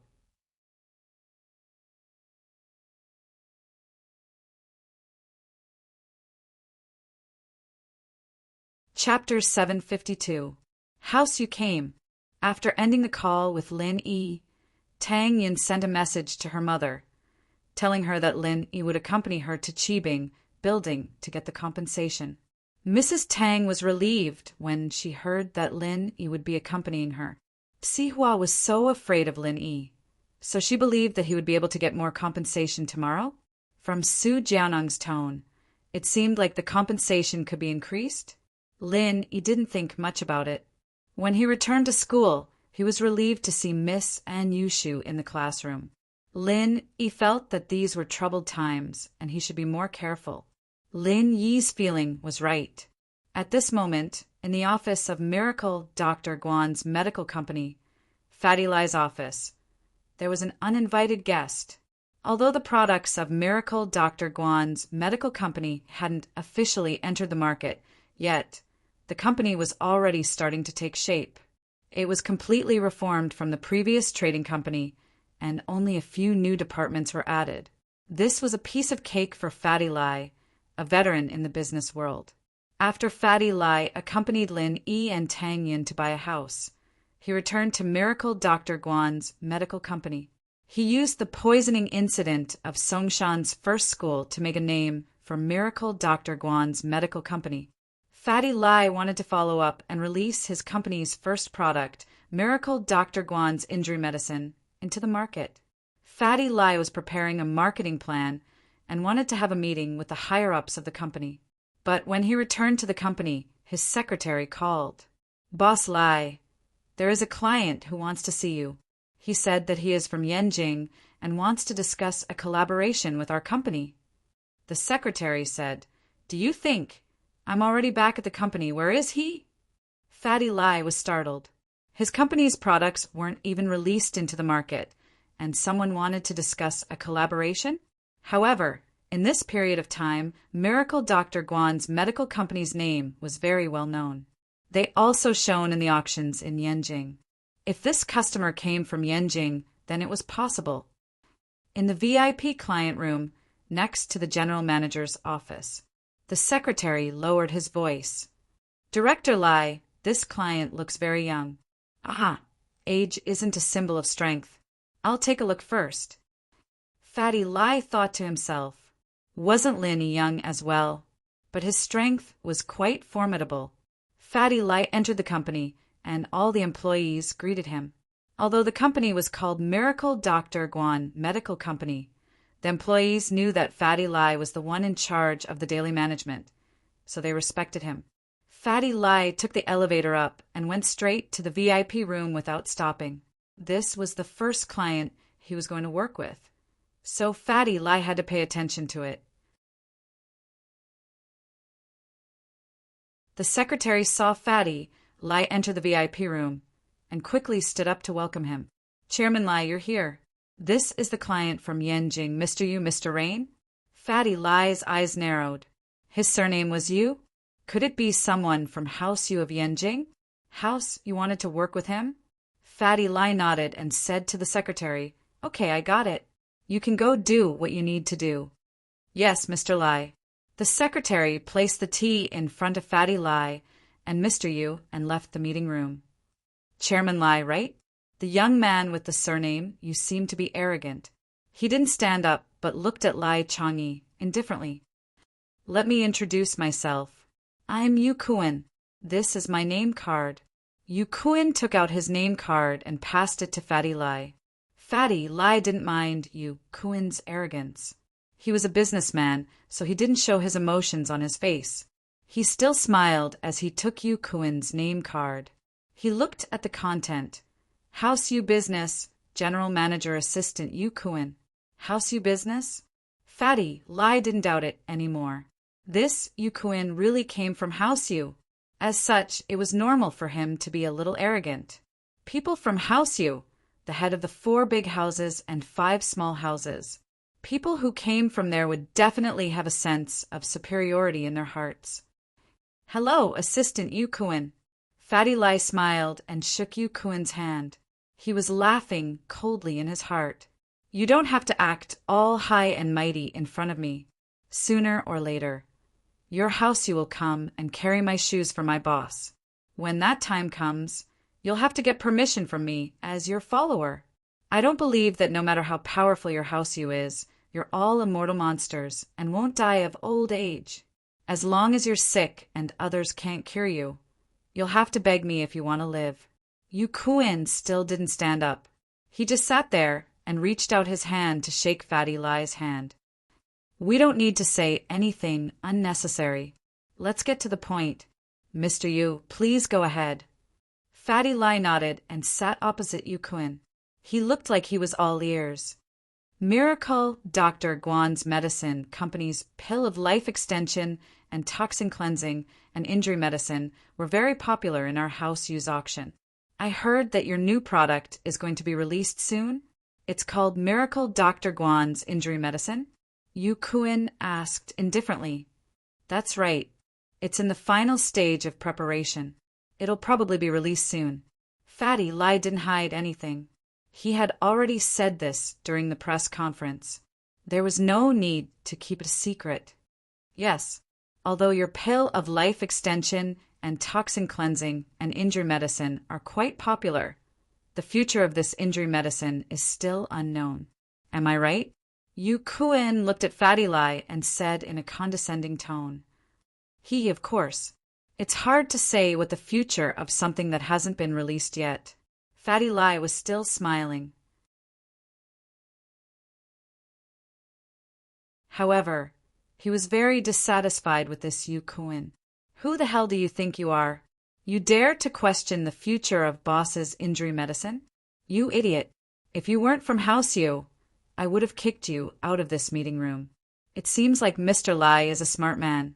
This time, I'm representing House Yu to give your Miracle Dr. Guan's Medicine Company a benefit. Yu Kuan looked at Fatty Lai indifferently. However, before that, Mr. Lai must answer a few of my questions truthfully. Oh, what questions? Fatty Lai was getting more and more annoyed. Was this Yu Kuan retarded? Giving him a benefit? With his attitude, what benefit could he get? Why did House Yu send an idiot over? You're tuning in to the Thunder Spear YouTube channel. Don't forget to subscribe and join us on this journey to catch the most captivating stories.